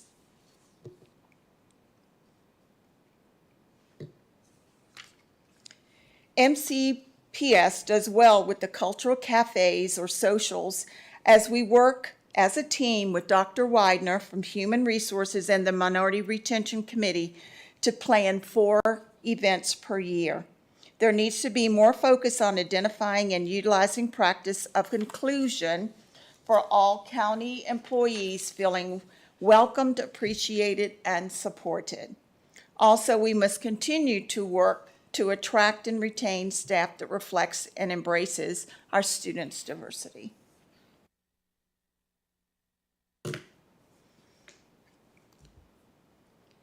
Montgomery County Public Schools has expanded our APDE courses to be offered at all high schools in the division. However, as you can see, most of this work is in red because it is future work that we have not completed as of yet.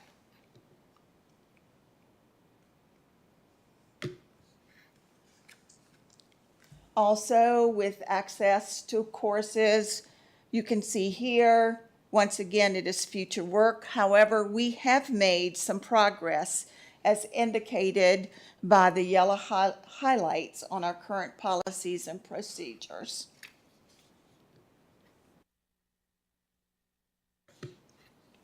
And once again, this is future work as we work with our high schools to align expectations for our AP and dual enrollment courses. The Office of Equity and Diversity has provided professional development to teachers on cultural sensitivity and respect for diversity. We will continue to work with principals and teachers for the implementation of culturally responsive teaching for all students.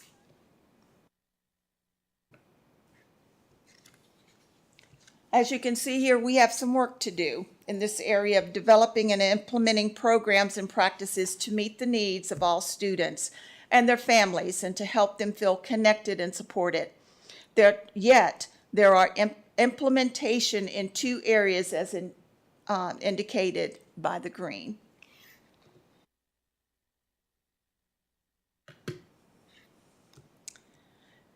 Expanding the Virginia Preschool Initiative and local pre-K program to increase the number of students being served is an area in which we have made a lot of progress. We have met the first 4 bullets and continue working on the last 3.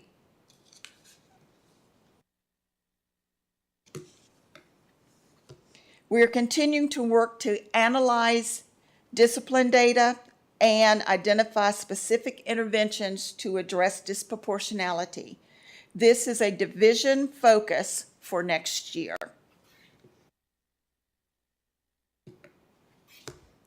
The existing discipline policies and practices were changed to align to the current VDOE model guidance for positive and preventative code of student policy and alternatives to suspension during the 2022-23 school year. However, we need to revisit the work and implementation of the leveled systems of disciplinary responses while continuing to work on this area of behavior management.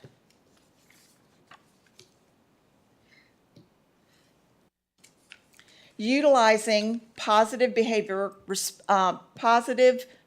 interventions and supports, PBIS, is an area that we continue to work on. As you can see, we need to provide professional development on restorative practices.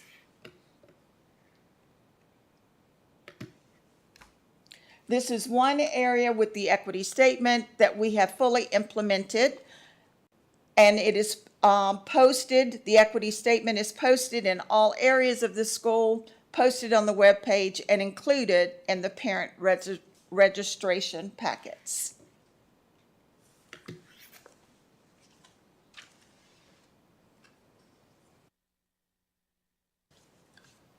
Good evening. The mental health section of the strategic plan is organized into 3 broad categories. The first category you see on this slide is training. You will notice that a lot of this slide is in yellow. Much of this work was done this school year and is tracking toward being fully implemented at the beginning of next school year. In the area of training, I think our team is very excited to share that we're beginning to incorporate mental health themes, mental health topics, from the time we interview candidate teachers on into their training as pre-service teachers. As they come aboard in Montgomery County, we want to stress that mental health, we believe mental health is important, not just to our students, but also to the adults in our division, our staff as well. We continue that on in some other portions when we talk about the required PD components to keep your license. We talk about how we believe that some of those PD opportunities should also be in the areas of mental health. So from the day we sat down at the interview table to talk about bringing you aboard, we want this on your mind, onward into the rest of your career. The last component I would point out on this slide is down at the bottom. As the board is very familiar, we've worked quite a bit this year on adopting an SEL curriculum, which the board approved just a few weeks ago. We're looking forward to implementing that curriculum at the beginning of next year. The second theme that I would share coming out of this section of the strategic plan is networking. We are very proud of the relationships we have, the working relationships we have with a lot of our community organizations, such as New River Valley Community Services, National Counseling Group, Department of Social Services, and even law enforcement that can really help us in this area as well. We're very proud of those and enjoy those partnerships. We actually live in a place that's very blessed to have these organizations and have these resources, and we like to do our best to bring those opportunities, bring those to bear on the needs in our division. You will see we do have one yellow section there that's kind of large. That's one that's going to take a little more work, not quite completed, and is going to carry us into next year, and that's talking about mentorships. We do have a number of mentorship programs in various schools. It's kind of a school-by-school project at this time. We've got some work to do next year to really kind of bring that in together under one big MCPS umbrella in terms of talking about our expectations, our processes for bringing aboard those mentors, and then what is going to be expected in those relationships between mentor and student. Our third component is education. We're very pleased, again, with some of these partnerships we have that we're able to continue to teach some programs such as Teen Mental Health First Aid or Say It Out Loud through NAMI. We also are very pleased that we provide each year a presentation to our students. It started as our secondary students, where we provide them with a presentation that shares these are the resources available to you as one of our students if you find that you need help or want support. We actually have taken that a step further and kind of taken that material and brought it down a little bit to a more appropriate level for our elementary students. So our elementary students get that presentation as well in a way that's more age appropriate to them.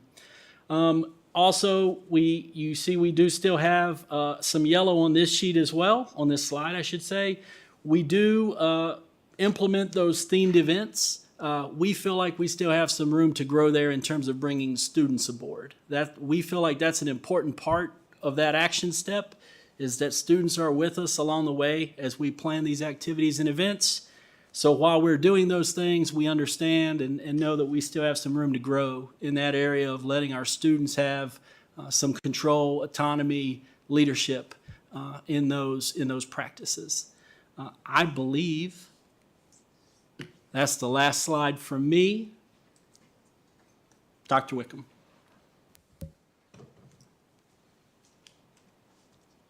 What questions do you all have for the team? Let me just start real quickly by saying great job getting through that very dense presentation in under 30 minutes. Great job. Clearly a team effort there. A lot of information. I love the color coding. That really helped. So with that said, I will open it up to the board. Who has questions and comments? Let's start.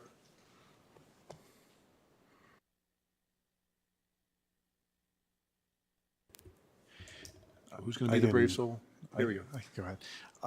Yes, thank you all. There was a lot in this plan. So going through this, I like to look at data. So if somebody asks me, what are we doing in this area? Are we accomplishing our goals? The only thing I could say is, well, it's green so that I know that we're doing it. And like there are some areas where I was like, how do I actually know what we're doing or how we're doing it? So there's no data. I'm kind of a data person. But there are multiple committees that are mentioned here, like the PD committee, professional development committee. Who's chairing that committee? Who's on that committee? How often does it meet? Yes, great question. A couple of questions there. So there is a monitoring tool. So each year, first question, each year the team comes together. We meet multiple times throughout the year, and at every meeting we have a running document where we link in evidence. So we've decided, for example, this is the results statement that we're going to tackle. These are the action steps. And then we have a monitoring process where we link in documents to show progress or evidence that those steps have been met. So that's something we'd be happy to share with the team. In terms of Yeah, that'd be great. Yeah. In terms of the PD committee, much of that work was done in the first year or two that the committee was asked to do. So a lot of those things that you saw in green, they've been accomplished. The one part that you saw there, that evaluation process, is something that we've started, but we'll need to reassemble the committee for the upcoming school year, and that's something that myself and admins of curriculum will do in leading that committee. Okay. And so some of the other committees, how does the community know that these committees exist? Because there are multiple, like the Mental Health Advisory Committee. How does the community even know, like, who's on this committee? What does it do? Great question. So one of the things that we do every school year, we have a Google form that we put on the website, and we put it out there, we advertise it, we encourage people to sign up for committees. And so people go in, select committees, and then we go there and we start to look for members who have been interested in that. And then that's kind of how we start selecting those members. From there, then we keep a list of those members. We have, again, another document where we link in who our committee members are, what the scope of the work is for the year, and that's something we'd be happy to share as well. But that's a really good question. I don't know that it's published. I think it's something that, again, you can sign up for it. It's on the website, but I don't know that any of them are public knowledge. Yeah, because I did go to the MCPS website. There's a tab for committees. There's a little bit of text, nothing about the actual committee. So I did see that form, but you'd have to know. And I'm bringing this up because one of the things I've heard is about not as much, that there needs to be more engagement with the community and communication with and so even here you're saying there's forms, we've got all of this, but it feels like it's behind a wall. And I would love for you to open that up. So not only the board can look at that data, but so that the community can look at the MCPS website at any time, be like, that I'm interested in mental health, for instance. Be like, this is a committee, this is when it meets, this is who chairs it, this is who's on it. And I think that would be really valuable for the community at any time to be able to access some of this information. I think that's a great idea, and that's something we can work with Andrew Webb on to help us get that on our website for each of our committees. Okay, great. Thank you very much. The board will go around. Ms. Pardon? So, Barbara, thank you so much, and the entire team. You guys have done a phenomenal job. I'm excited because I was here when this whole first thing started. So I was on the board and got to be a part of the initial strategic plan when the board and the superintendent decided that we needed to implement something like this. So to see how it has evolved in the last almost 4 years, and everything that we've done, just incredible. So the PowerPoint was great. Love the color coding because that helped me keep everything straight. Thank you guys for all of your time and your input. I know it's been a whole lot of work, so it is very much appreciative. I know we have done some great things. I know we still have a lot of things to do, but it's just exciting to see this moving forward since I was there for the initial process, and I believe in a committee with Jason Garrison, if I do recall. About 4 years ago. So anyway, it's just been wonderful to be a part of that process. And I did have one thing I have heard time and time again, not only from parents, but in some of our school board hearings when we've been talking to some students about some things and trying to help them, is that I think it's great how we push for our after school, not only our after school, but our post-graduation things that they can do, such as college.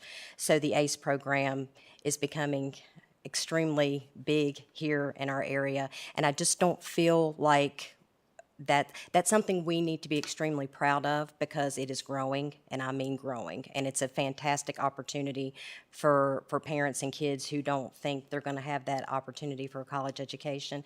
But it doesn't seem like it's getting pushed the way it needs to be, because a lot of the times parents look at us like a deer in the headlights, and they like, I don't know what you're talking about, and these kids are juniors.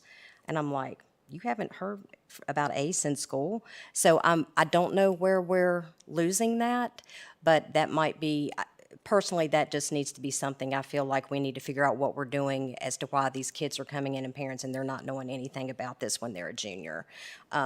Everything else, it seems like from what I can remember, we're on track. Has there been any different allocations since we started? I know back then things have changed a lot since we did prioritize what we wanted to work on. Have we changed anything, Barbara, as far as the prioritization according to what we started? And I know we meet year to year, I think, to decide if that's what we want to continue or do we want to change it. I just couldn't figure out from this, because it's been so long ago, if there was any main shift in that or not.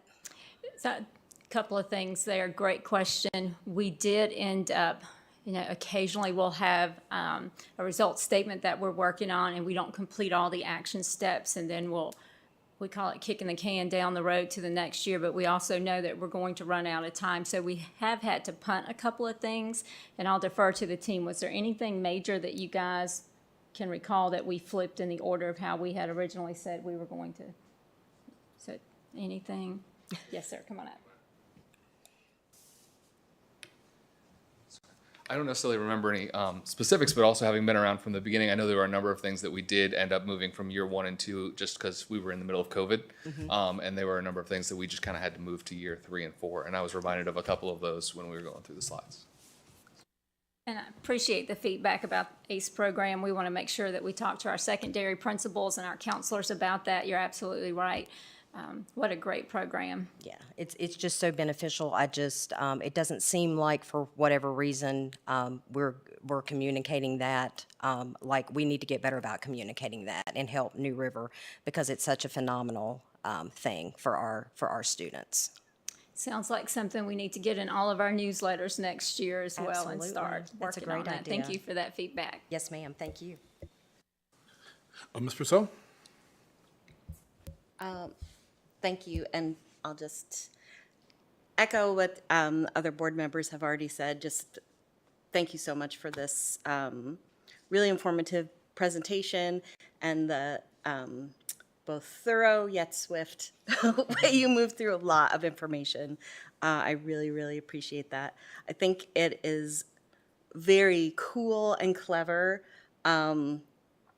Widener, of how you're encouraging staff members who are maybe working on doctoral degrees and need to do some data collection to leverage that to better inform how we can make improvements. That would be a data point that I might be interested in, just seeing if there's anything at a policy level that we might need to think about changing, implementing, strengthening, that kind of thing.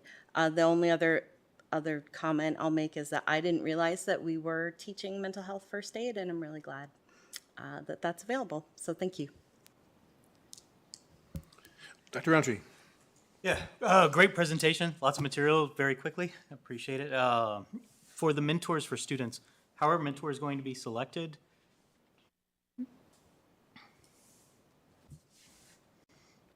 That's one of the issues, right? And as far as Dr. Wickham talking about, like, that's actually one we wanted to get done earlier. And when we got into it, said, yeah, we're going to have to move this back a little bit, because we do have some schools already, particularly some of those that are closer to Virginia Tech, who have kind of more people kind of already involved, already connected, and we don't want to step on anybody's toes, but we also kind of dig into it a little bit and really kind of defining what is a mentor and what is, just kind of a big brother, big sister. Is that the same thing? Some of these sometimes are coming from the university, even sometimes coming from the high schools to the elementary schools. We're trying to get some community service hours, which is great. Kind of filtering through all of that to say, what is that long-lasting partnership that we would like to see between maybe an adult, but maybe also just an older student as well, to be able to say this is someone that a young student can look up to, can get some help from, can become maybe a trusted partner that's just different from some of those other people at the schools. So getting in and kind of picking apart and filtering through all of that is kind of what slowed us down in getting that done. So I know I'm giving an incomplete answer because it's still yellow on the slide. Right. But that's exactly one of the topics that we're trying to get addressed and be able to implement countywide. Right. Does that get at it? That gets at it, yep. And I know I really appreciate the getting students involved in that process too. I know at my the elementary school I'm associated with, fifth graders going in and helping out with second and first graders, they really love that activity on both sides. So, yes, sir. Thanks. Ms. Franklin? Okay. So yeah, I was involved with this and was just thrilled at the level of community involvement and across the district, all levels of involvement. Thought it was a great process. And then all the committees that went after that, hours and hours and hours of work went into this plan. The color coding, very interesting. And I appreciate the presentation, but I do have some concerns. So with our equity leads and the committees that are being formed in the schools, how successful are we being with that?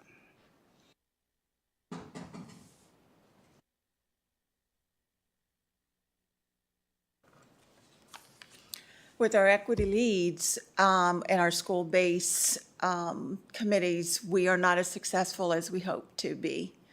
We've been, we don't have the buy-in as much as we would hope, but that is something that we're really going to be focusing on this year coming up. And also with our equity leads, we are looking at how can we kind of revamp that a little bit, because we had been using the IE periods, and what we're coming up against right now is that some of the schools are doing away with IE period and IE time, and so trying to give an opportunity for things to happen during the school year is becoming more problematic.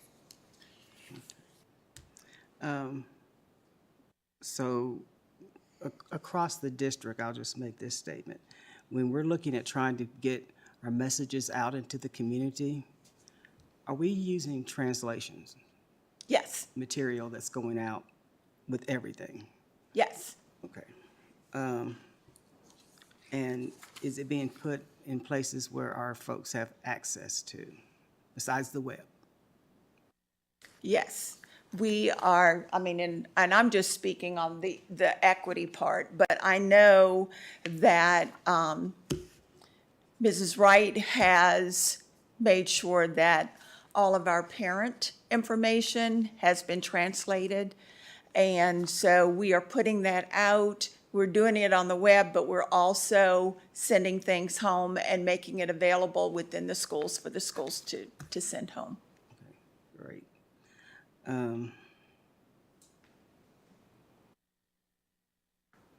So I'll just get to this. So last week, and I've been given permission to speak to this, the board received a letter from this point, former employee outlining some of the stuff that they had to deal with while in Montgomery County Schools. And it was a lot of words I can use to describe it. It was disappointing is unbelievable. It was unbelievable with all the work that we say we're doing, and yet we have an employee who endured the kind of treatment that she did, not in just one community, but in another community. And how that was from the students to administrators, how this person was treated, or should I say mistreated. But yet we say all this work is happening and all the development that we're trying to do with folks, but yet still folks feel that they're able to treat people in a way that is so disrespectful and based on your race. Because of the color of your skin, I do not have to treat you in a way that is respectful and dignified. And if this is what's happening to our adults, imagine what's happening to our students. So when we look at our discipline, when we look at our disparities in learning, when we look at absenteeism, and then you get what you believe is not happening anymore, or folks understand I shouldn't be acting in these ways or saying the things that I say. Where are we at? I mean, the pretty colors, the great things that we say we're doing, but when it hits the road, that's not happening. That is not happening. Not only this individual, but others, folks who have been speaking to me, especially this year, about how they're feeling, they're being treated in Montgomery County schools, and they feel it is basically because of the color of their skin. This is wrong. And we need to face up to it, stop talking about what we're gonna do and what we have implemented, and start doing accountability as to what is and what is not happening. Because again, as disturbing as this was to hear about it happening to an adult, thinking about what the students are going through, because they're in many ways helpless as to what happens to them.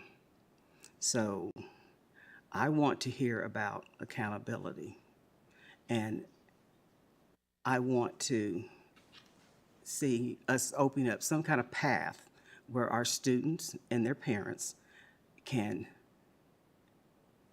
communicate what's happening, what their experience is in Montgomery County schools, because they don't feel that now. And I remember when I first became involved with the school system, and it was around the disparities in discipline, and parents were made to feel that their child's situation wasn't isolated, and this was isolated. But when we came together and started talking to each other, it was like, this is not isolated, because it's happened to my child, my child, my child. So when we're now still talking about the same issues and what we've done to move past that, we haven't. And these are our children that we are talking about, and it needs to stop. It needs to stop. We're talking, I think it was 7, 8 pages letter that came to the board with a resignation letter talking about what's happening in our schools. And it directly relates to our strategic plan. So if we say we're going to be doing these things, then we need to have the accountability and honestly having the conversations about what is and what isn't, because hearing administrators not understand microaggressions and still having the African-American teachers come in and talk to the African-American students, because I don't know how to communicate, but we're supposed to be building relationships. So that's where I am with this tonight.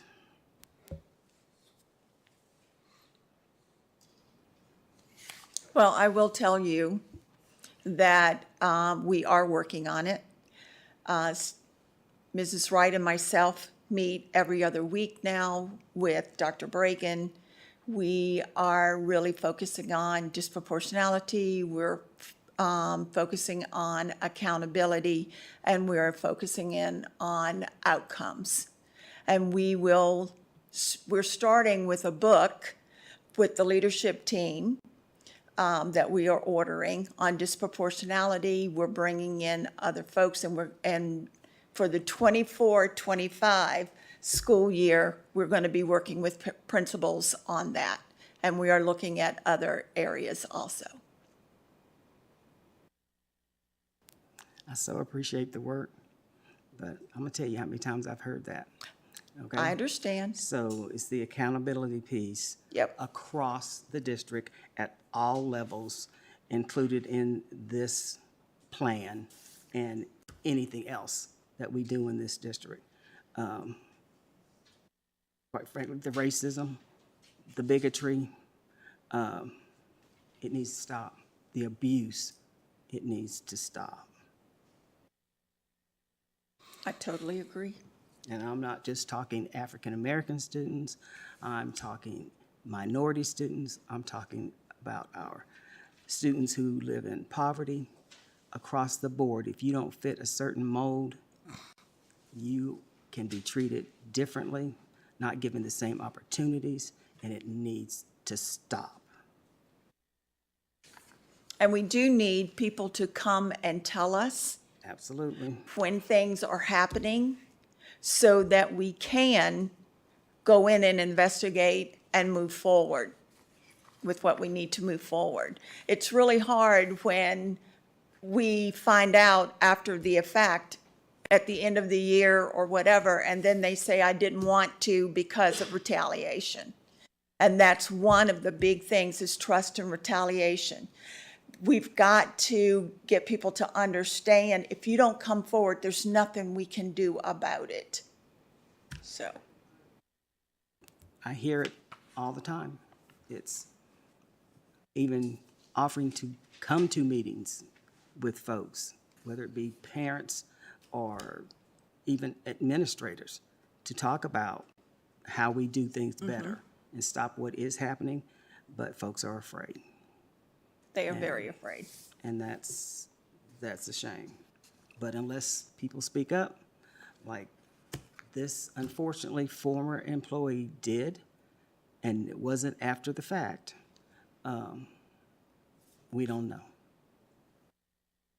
And if we as a board don't understand when folks come forward and what is being done to help correct situations, then we're left in the dark. Right. Anything else? I guess I had a couple of questions as well. I guess, as I'm trying to digest the entirety of it, kind of looking for trends, particularly in areas where there's big areas of red. So as some presenters had noted, on some pages, a lot of those areas of red were places that we just hadn't gotten to yet, hadn't gotten to that part of the plan. There were a couple of pages that I saw a lot of red that wasn't noted, so I just wanted to see if that was a different reason. So in particular on page 12, I don't know if you can get back there or not, this was on instruction engagement. 12 and 13 in particular, those pages were pretty red. I was wondering if that was just another place where we haven't gotten to that portion in the plan yet, or... So this year, you're right, we haven't gotten to that portion of the plan yet. We worked on engaging strategies, but for this upcoming school year, one of the things that we're going to be looking at is grading and homework policy. Okay. So that's coming up, hopefully, for this upcoming school year. Okay. Because certainly as I think about the areas of this plan that touch our students the most, that's certainly a section that kind of jumps out at you, right? Because that's affecting their daily lives. And I guess, again, just how my brain works, other areas that are interesting to me when they jump out is when there's kind of a scattering of progress and maybe not progress, because that's clearly an area where we are working on, but maybe we haven't gotten all the way yet. And so another page that jumped out to me was on page 35. This was down in the equity section there on the behavior management. That one's kind of all over the place. I was curious if there was anything else we could talk to about what we're doing there, what we can do better, and how the board can help, if anything. I think this is probably a tricky one, and Darlene would like to come back up. We've implemented, is this the right page? Yes, ma'am. Okay. We have done some PD related to behavior management, but I think that's the next slide.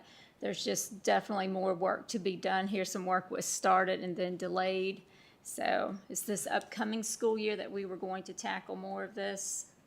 Yes, and as I said earlier, we had started with our discipline matrix and aligning with the VDOE, but because of some staffing changes and all, then that got kind of put by the wayside. And so that's one of the things that we need to bring back next year. And we are going to be doing some PD on behavior management and working. So that's going to be with the disproportionality, the work, all of that is going to go with the discipline. Okay. Behavior management. Great, yeah. Okay.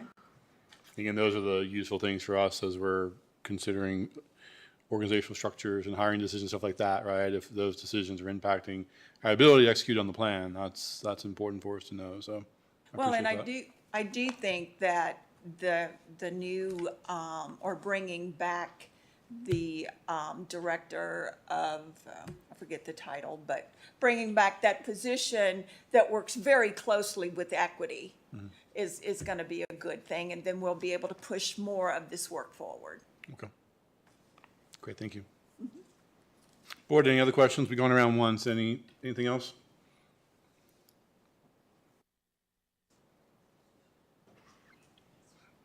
Okay, great. Thank you so much. I think that was a very involved presentation. I appreciate all the time there to answer questions and great progress, still work to be done. All right. Dr. Wickham, don't go far now. Next up, Dr. Barbara Wickham, our Assistant Superintendent for Curriculum and Instruction, will present the Division Literacy Plan for review. The plan will be brought back on June 18th for approval. This is a presentation and only, no action expected tonight. So the purpose of this presentation is to share the MCPS birth through grade 12 literacy plan and present the components of the plan that must be submitted to the VDOE. And we will seek your approval on the plan at the next board meeting. So what does the Code of Virginia say about a division-wide literacy plan? We're required to have a plan for grades pre-K through 8, use the VDOE template to submit the plan, provide literacy PD for our staff, use evidence-based literacy curriculum and instruction, include our parents in supporting literacy development in their children, and post the plan to our website. So this evening, I'm going to share with you the tale of two plans. It was the best of times, but perhaps not the worst of times. On August 4th, 2021, we began long-range planning for reading and writing instruction and intervention to address achievement gaps. In the meantime, we heard that a law was going to be passed requiring a plan, but as a division, we didn't want to wait. We felt like we needed to move forward with this work. Then, over a year later, we received the superintendent's memo about the Virginia Literacy Act. So, however, the first template for what would be required to be in that plan was not released until this year, January 2024. So I want to walk you through a timeline of how the work started and the journey to where we are now. On August 4th, 2021, a group of SBO administrators, former teachers, and school administrators met to discuss some of the academic struggles that our students were experiencing. We conducted a root cause analysis to dig into that, and what we see and what we know is that many of the struggles are related to not being able to read proficiently. So we decided that we needed a pre-K through grade 12 plan to address reading and writing. So on September 22nd, we came back together. We started to collect and review guidance documents. In October, we identified essential components of what we thought should be in a plan. Then we looked at templates. We came back together. We kind of landed on a template that the team liked. We talked about team membership and gathering more members for our team. And then at that point in time, we decided that we needed to change the plan from pre-K to birth. Language and literacy start well before children ever enter the school, just like we heard during our public address tonight. In March, we extended invitation to multiple members to grow our committee. And then in April, we put the work on hold because at that point in time, we still had not gotten the information from the VDOE about what that plan would need to look like. In August 2022, we did receive information about the Virginia Literacy Act, and we began to solicit committee members again for our division literacy team. We moved from there to have our first literacy team meeting. We talked about the VLA, what it meant. We then met again to look at VDOE updates. We started to investigate an example of a plan. We analyzed examples of goals. And at our 5th meeting, we continued a little bit of information, continued to pour out. And at that meeting, we had some additional information about the Virginia Literacy Act expanding to go from 5th grade up to 8th grade.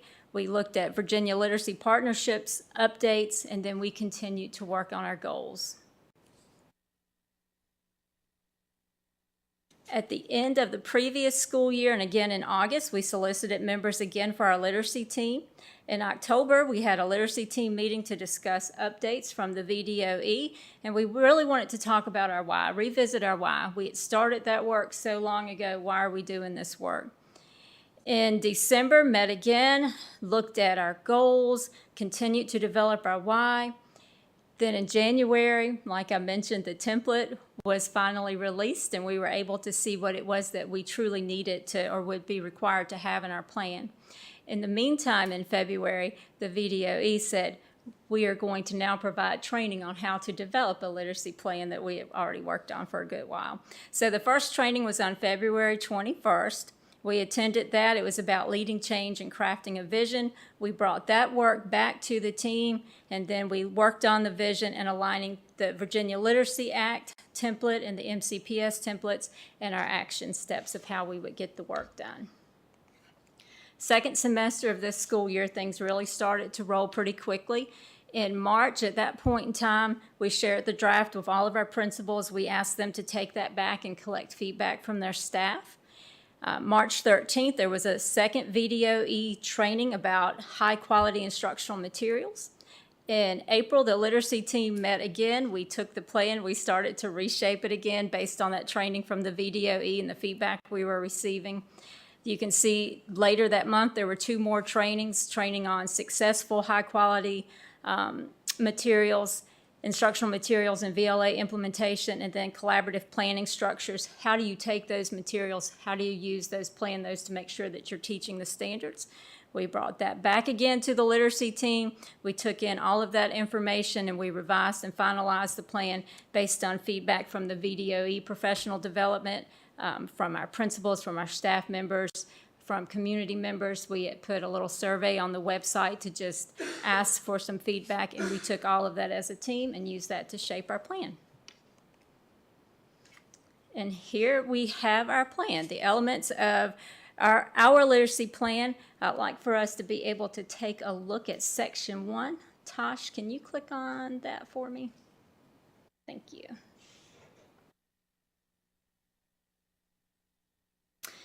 So here you can see in section 1, we have our vision. As you go through those statements, it talks about literacy practices, making sure that students have an opportunity to read and interact with a variety of texts. We talk about just developing those necessary skills to read, write, speak, and listen, utilizing evidence-based literacy instruction, providing PD for teachers, partnering with our families and other stakeholders, and then again, making sure that teachers have high-quality instructional materials in all of our classrooms. So, Tosh, I think you might have to scroll down if we could go to our next section. Thank you. So, section 2. Tosh, could you zoom on that just a little bit? Sorry, that's a little hard for folks in the... So, section 2, literacy goals. We started out with, around, I don't know, 13, 14 goals. We kept going back to this to narrow this down. And again, once we had our training from the VDOE, we wanted to make sure that our goals were matching the requirements. And for the most part, they were. All right. So, Tosh, if you could scroll down a little bit. Section 3, selecting high-quality instructional materials. As you go through here, again, we have all of our goals laid out. We have our action steps, and we also speak to the use of our high-quality instructional materials. So it speaks to rigor, engaging, opportunities for students, giving access to PD. Again, that's part of the requirement, making sure that teachers have PD in the science of how children learn to read.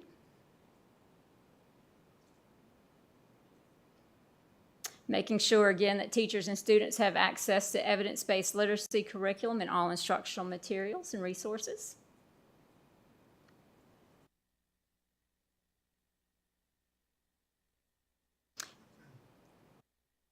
Again, providing families with access to resources to support literacy development. Using multiple sources of data to inform instruction to make sure that we're differentiating based on students' needs.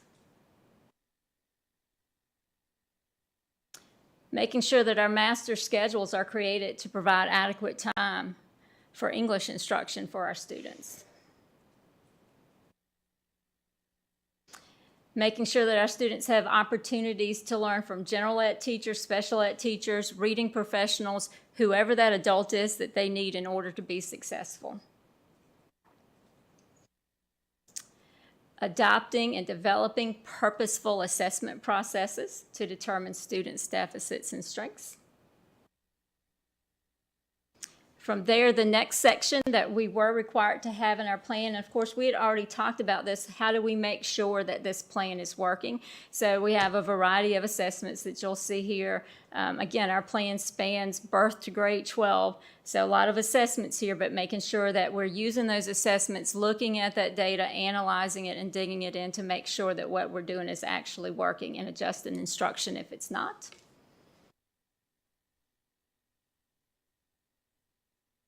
Tosh, you are doing great.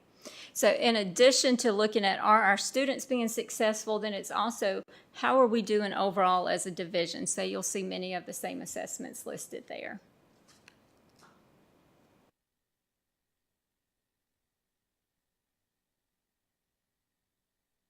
In this section, engaging parents and community, one of the things that we're required to do with the plan is to make sure that students that are struggling, reading below grade level, that they have a reading plan. And this describes some ways that the committee felt like we could really engage our families to talk to them to make sure that they understood those plans. And then again, the second paragraph there speaks to just some different activities to make sure that we're engaging our families in the educational process. All right. Thank you, ma'am.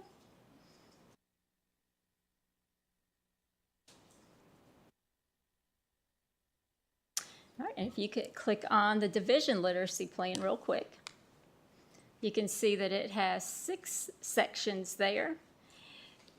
There is nothing different in this plan than from the plan we developed. This is just the template that we're required to submit. We make sure that we align these components with our plan. We move those over into this template. So the big difference is that the plan that the team created, we have more steps about how to get there. But these are the things that we have to submit to the state. Thank you, ma'am.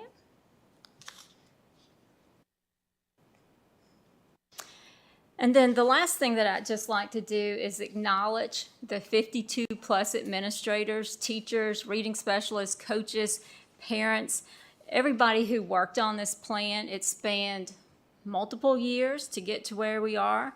I wish they could have been here tonight so that we could recognize them in person. It was a lot of meetings and a lot of work and a lot of time. And also just want to give a special thanks to Tricia Metzel, who is here tonight. She consistently received information, shared that information, and helped us use that information from the VDOE to shape the plan. And she also worked to make the document user-friendly and pretty. So, thank you. All right. What questions do you have? Board, any questions? Who wants to start?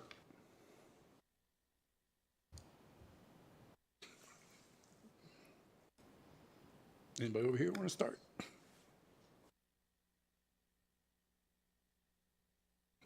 Hey, Ed, do you have any questions? I do. Thank you. First, I understand that VDOE has put a lot on the division's plate, and a lot of work went into this. So I want to acknowledge that first and foremost.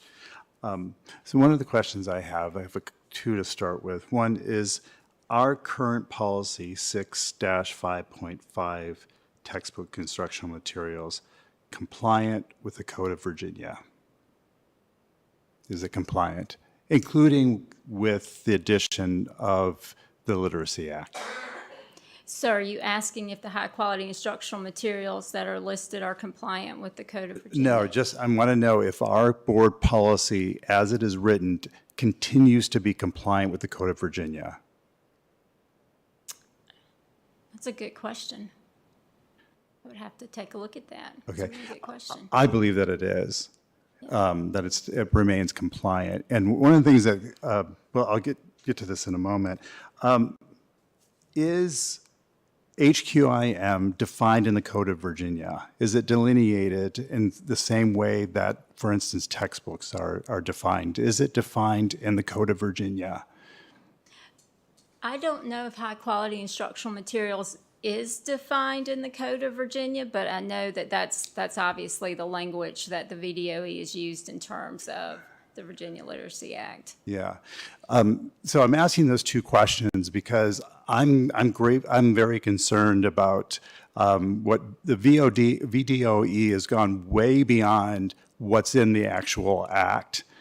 And one of my concerns is that, I ran against book banning, and I know that there are a number of reactionary politicians who are using the science of reading to basically impose book banning.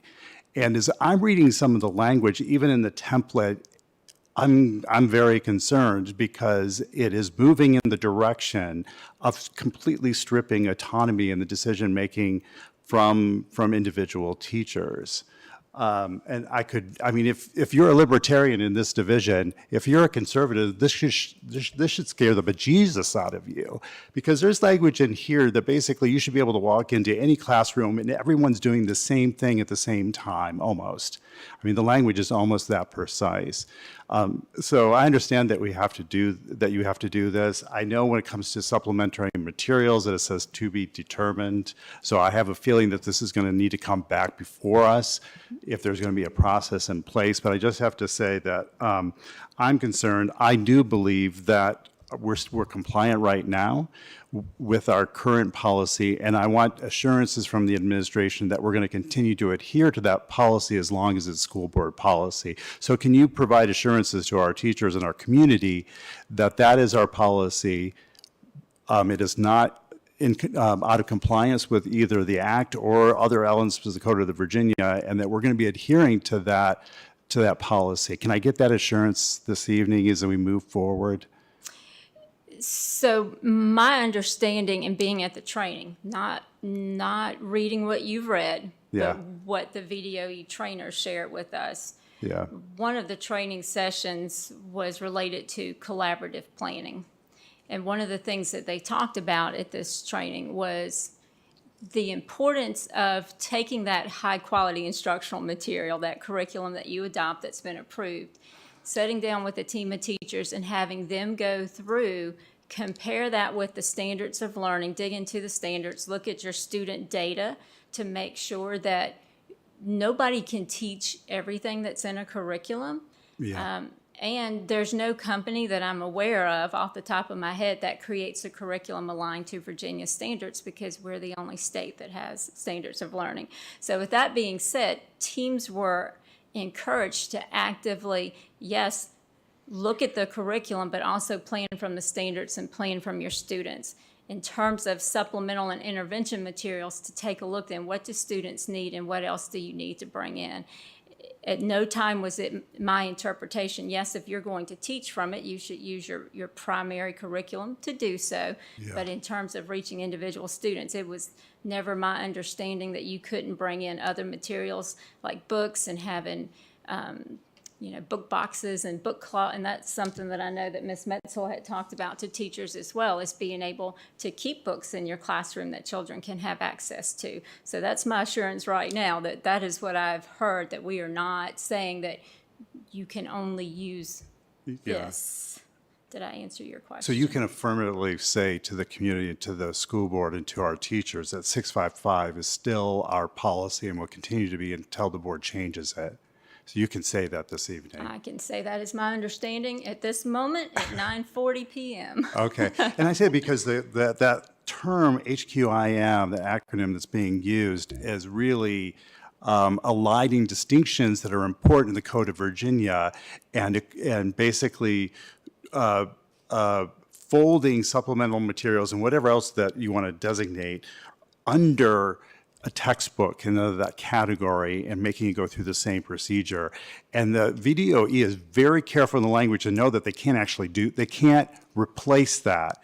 And so that's one of the reasons asking for that assurance, is because I think the VDOE has gone way beyond its authority under the Virginia Literacy Act and what they're requiring of divisions. And I want to make sure that teachers, and I know reading some of the guidance from VDOE, they do say that a school board can put in their plan that teachers can select novels or other books for instruction in their classroom. Because VDOE knows that they cannot exclude, they cannot bar teachers from doing that school boards, because otherwise, what are we doing here? As a school board, VDOE just hands everything down to us to say, this is what you've got to do. And you don't have a choice. Well, I think the school board does have a choice. I want to respect the autonomy of our teachers. And I'll stop right there. And again, I do want to just emphasize, and recently this question came up at a principals meeting last week, and we were asked about removing old materials from classrooms. And yes, we're no longer using the primary curriculum, but in terms of the books and the leveled readers and the decodables and all those extras, why wouldn't we want to put books in the hands of children? Books are books. So far at this point in time, folks have been told we keep our books in the classroom. Our children need to have access, one of our goals, to a variety of texts. Yes, thank you. I agree. Okay, board will go around. I'm going to change the order, though. Ms. Franklin?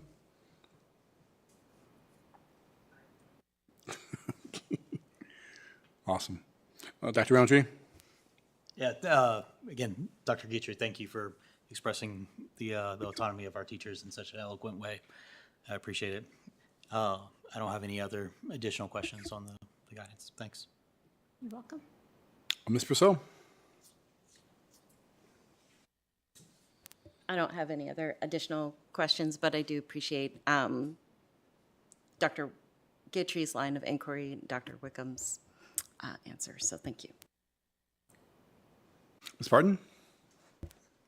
Thank you, Dr. Wickham. I don't have any questions, but I appreciate the presentation and all your hard work. Thank you. And I'll just echo that. I definitely appreciate the pulling together of all this information. There's a lot in here, all the sublinks and stuff.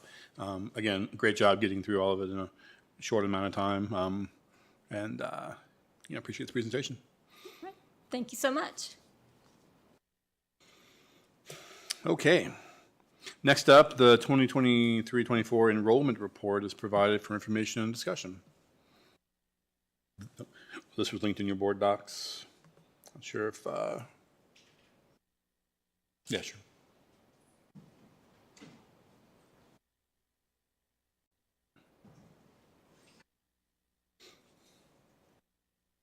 Not sure there's anything necessary to present here, but certainly answer questions.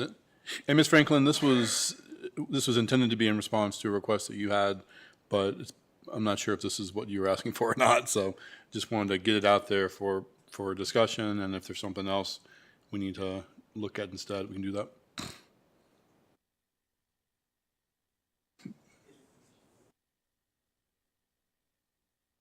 Good, Dr. Bergen, if you had anything you wanted to. Yeah, we get this monthly. We put it together. So I thought it, when the question was just, what is the enrollment? What's the current enrollment? I think it's good if we put this on a monthly board meeting just for reference purposes, put it out there. The demographic study we did a short while ago said our enrollment is somewhat stable, should be slightly declining over time, which is a little surprising if you remember when we did that presentation. So it's been reflective of that for the year I've been here, so year and a half I've been here. So I think it's a good idea if the board agrees. We'll just include this every month in one of our meetings, and it's a good point of reference moving forward.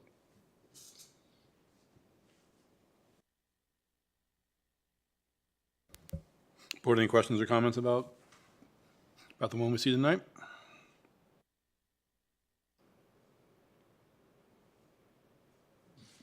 Okay. I think if it's not a heavy lift, I think this is another good data point for us just to kind of see where we are in the division. Good job, Dad. Ms. Franklin, any questions or comments on this right now? Okay. All right, thank you. All right, next up, Dr. Amanda Widener, our Director of Human Resources, will present the MCPS staffing update.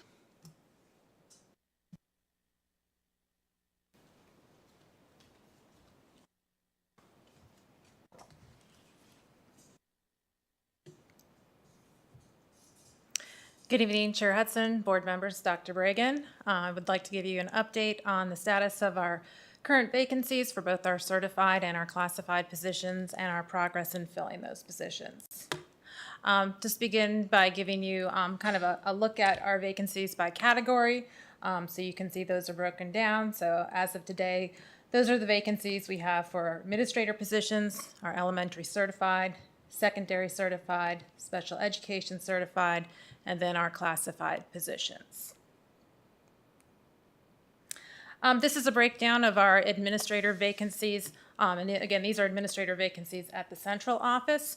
Some of these you saw last month when I spoke to you, and some of these are new. So our director of finance position, the good news is we do have a candidate that we are bringing forward for you to approve tonight.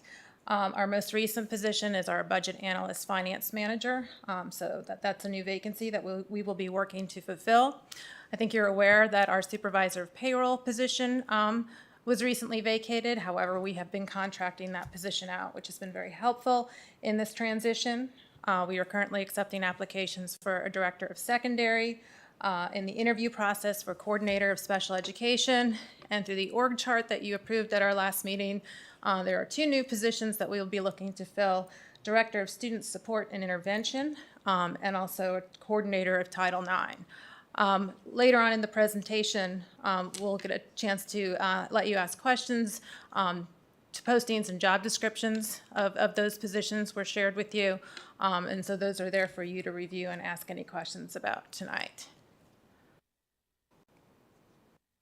These are our school administrator employee vacancies. So these are vacancies in our buildings for principals and assistant principals. We have filled a number of those, as you can see, and are in the hiring process for others.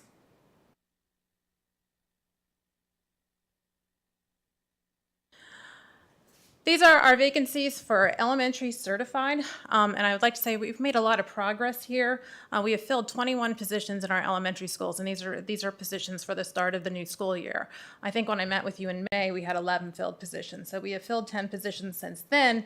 And even with that, we have 9 candidates that are currently in the process of being recommended or who are recommended. So that leaves us just with 6 open positions in our elementary schools. And for this time of the year, that's a really good place for us to be. Classroom teachers, we currently have 3 open positions. So we've been working diligently, and our principals have been doing very engaged in the process of screening applications and engaging in interviews and bringing forth candidates to recommend to fill those positions.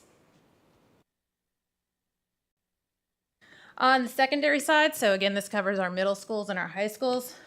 We've also covered a lot of ground here. I think in May when I reported to you, we had filled about 21 positions. So now we've filled about 35 positions in our middle and high schools. We still have 13 and a half open positions. And again, there are 10 current candidates who have been recommended. So we are making a good deal of progress there. And again, most of our open positions are in the area of core teacher and elective teacher. But again, we're still early in the summer, so I feel confident that we'll be able to work towards filling those positions. Special education, again, we've also made some good progress here. We have now filled 13 special education teacher positions with 6 candidates who are recommended. So currently we have 4 vacancies in the area of special education teachers. Our biggest critical shortage is for our speech language pathologist positions. We do currently have 4 vacancies, so that has been our hardest to fill. And we're also still trying to fill 2 positions for school psychologists. So in the area of special education, at this time we have 10 open positions. But again, special education is a critical shortage area, not just for Montgomery County, but across the state of Virginia and certainly across the nation. Those have been hard to fill positions. We did implement through the budget. So again, thank you for your work in approving the budget, but the budget that was approved had money put in place for incentive pay. And so one thing that we have put in place, and we are advertising that, is a $1,500 stipend for all of our certified special education. That includes teachers, speech pathologists, our school psychologists, as well as our therapists, our certified therapists. So we're hoping that that incentive may attract some new candidates. Moving on to the classified side in our Department of Facilities, we're still looking to fill. We've got those 3 open HVAC positions. Good news is we do have new applicants, so we do have interviews scheduled there. Grounds maintenance, we're continuing to look for applicants there, and I anticipate that for our next meeting, Mr. Harris, our Director of Facilities, has been working with Dr. Brewster, our Assistant Director of HR, and they've been coming up with a proposal to consolidate some of those positions and use that money to make some adjustments to the pay scale for those positions. So I think that proposal will come forward at the next board meeting. We're in pretty good shape next year for bus drivers. We just have two 4.25 hour positions to fill. We are looking to still fill a fleet technician mechanic. That's another area. Eddie Walters, our director of transportation, has also been working with Dr. Brewster. This has been a very hard to fill position, and so there will also be a proposal coming forward about how to make some adjustments there to the pay scale that may hopefully attract some new candidates.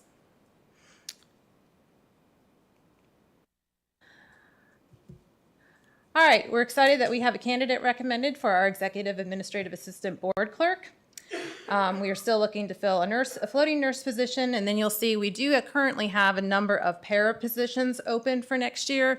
That's fairly typical this time of year at the conclusion of the school year. Sometimes we get people leaving, but we'll have an opportunity this summer. I'm sure we will probably do a recruitment fair in either late June or early July to try to fill those positions. As you know, through the budget, we've expanded the hours for paras to 7.5 hours, which means an increase in pay. We've already seen some new applicants since that's happened. So even though we do have a number of vacancies now, many of those are vacancies because of new positions that have been added based on student need and student numbers. So we hope that we are still early enough in the summer that we'll be able to fill those. You'll see that we do have 3 recommended candidates for special education paras, 2 for preschool, and also 2 for early literacy.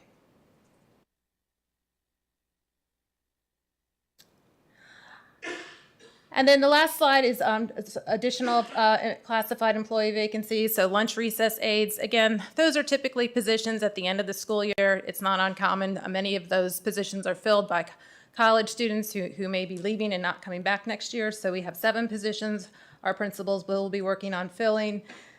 And then among our custodians, we currently have 7 elementary custodian positions and 4 at the secondary level. So we've definitely got some work there to do this summer, trying to fill some custodian positions. Can I answer any questions for you about specific vacancies or areas of need?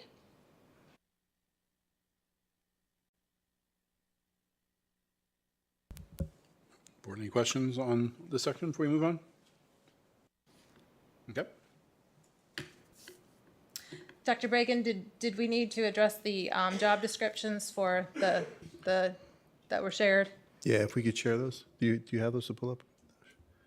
As we talked about at the reorg, when we did the reorg chart, we had 2 job descriptions that we were developing. One is a Title IX coordinator that we'd like to put out there as soon as possible, and the other one was a Director of Behavioral Supports and Interventions to work with some of our students that are struggling with behavior and kind of coordinate that with our building level administration. The idea for that position is based on a previous position, but there is a twist on it. We want it to be more proactive in identifying students who are maybe are at risk or are struggling but haven't got to the point now where they're coming to the front of the school board or being disciplined. And, we kind of know who our students are that are struggling, and if we could put more proactive measures kind of aligned to some of the strategic plan stuff that Ms. Wood-Setzer said about our positive behavior intervention supports and doing all that ahead of time, that to have somebody dedicated to coordinate that with our buildings, I think will be really effective and bring less of our students that get in significant trouble that come to us for discipline hearings. So that's the goal. That's a little tweak. It's a little bit different. And as you can see, we're trying to advertise the positions a little more eye-catching and make it more enticing for people to apply. So those are the 2 positions we want to put out, and we'd like to put those out as soon as possible. Okay, board, any questions or comments about those two positions?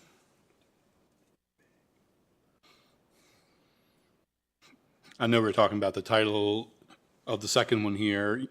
I feel like that title is consistent with some similar positions I've seen in other districts, so that's good.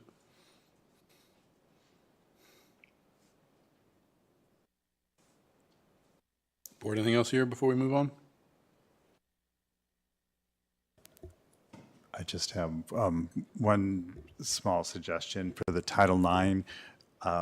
in a couple of places, it says just, it says sexual and gender-based harassment, and under like the investigation, it just says sexual. I would say wherever it says sexual, it also say gender-based, just to be consistent, because I know that's what the guidance is coming down now on Title IX, that it includes both.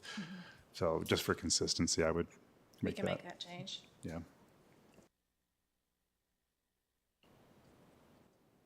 Okay, great. Thank you. Thank you. Thank you so much. All right, board. Next up is a capital transfer and appropriation. Do I have a motion to authorize a request to the Board of Supervisors for capital project transfer of $358,757 and a supplemental appropriation to the 23-24 school operating budget of $1,216,545 from ESSER 3 funds? It's a lot of numbers to read.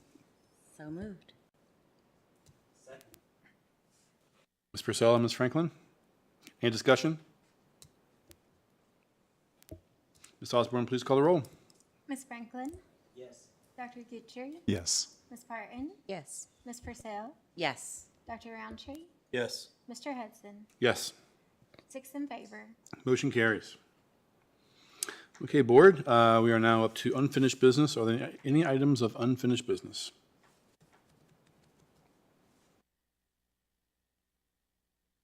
Okay. Are there any items of new business?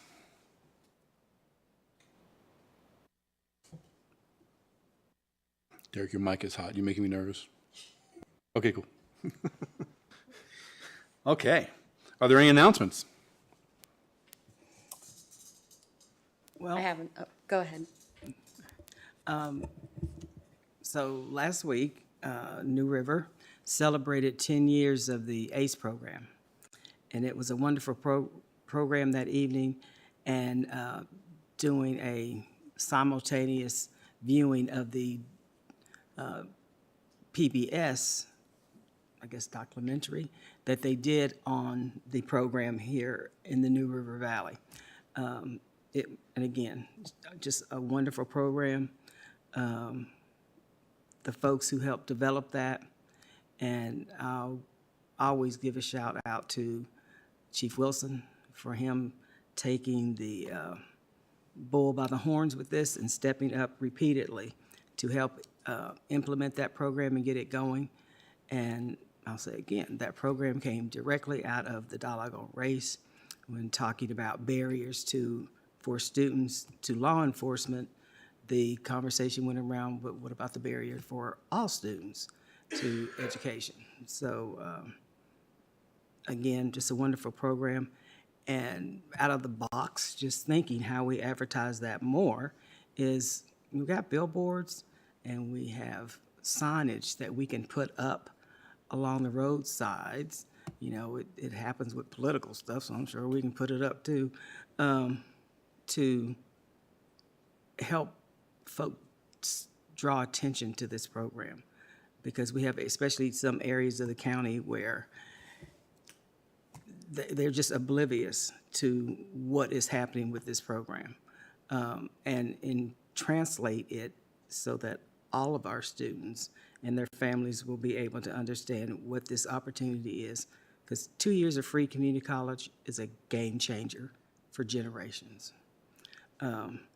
Can't speak enough to, drop them from an airplane, a helicopter, something, flyers, to let folks know this is available.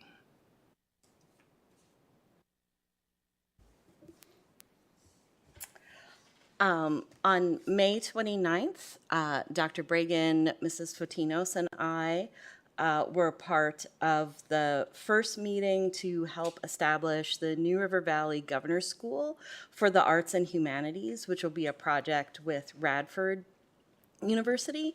I really appreciate Dr. Bragan and Mr. Hudson for including me in this group. It's extremely exciting for students who are interested in the visual and performing arts and the humanities to be able to take classes at Radford University as part of this governor's school. yeah, it's really exciting, and I look forward to further developments and being able to update the board. Thank you for not saying no. Board, any more announcements? Just one update on, as a liaison to the town council here in Blacksburg. I worked at discussions with the mayor, on the gun safety program. One of the things I've been in communication with her about is the vaping problem. I know that other board members have reached out to town council. One of the things that I'm trying to figure out is who is actually responsible for enforcing the law prohibiting the sale of vaping devices, and it's a little hard to get an answer to that question. But I'm engaged, as so is Ms. Purcell, on this to try to help tackle this problem. I know that the board has talked about it, but I'd encourage also for you, Dana, to reach out to the Christiansburg Town Council and to whatever we can do. What's that? With the mayor and some of the other. I believe you. I believe you. But whatever we can do to help tackle this problem from multiple fronts, I think is really just sorely needed. Okay, thank you. Couldn't agree more. Okay, board. Upcoming school board meetings. As we know, we have our last one in June is on the 18th, and then that'll be our last one until the end of July when we get going again for the next school year. And last scheduled so far. All right, cool.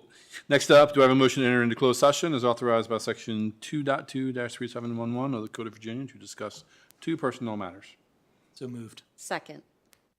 Dr. Roundtree and Ms. Purcell, any discussion? Ms. Osborne, please call the roll. Ms. Franklin? Yes. Dr. Gitchery? Yes. Ms. Parton? Yes. Ms. Purcell? Yes. Dr. Roundtree? Yes. Mr. Hudson? Yes. In favor? Motion carries. We're in closed session.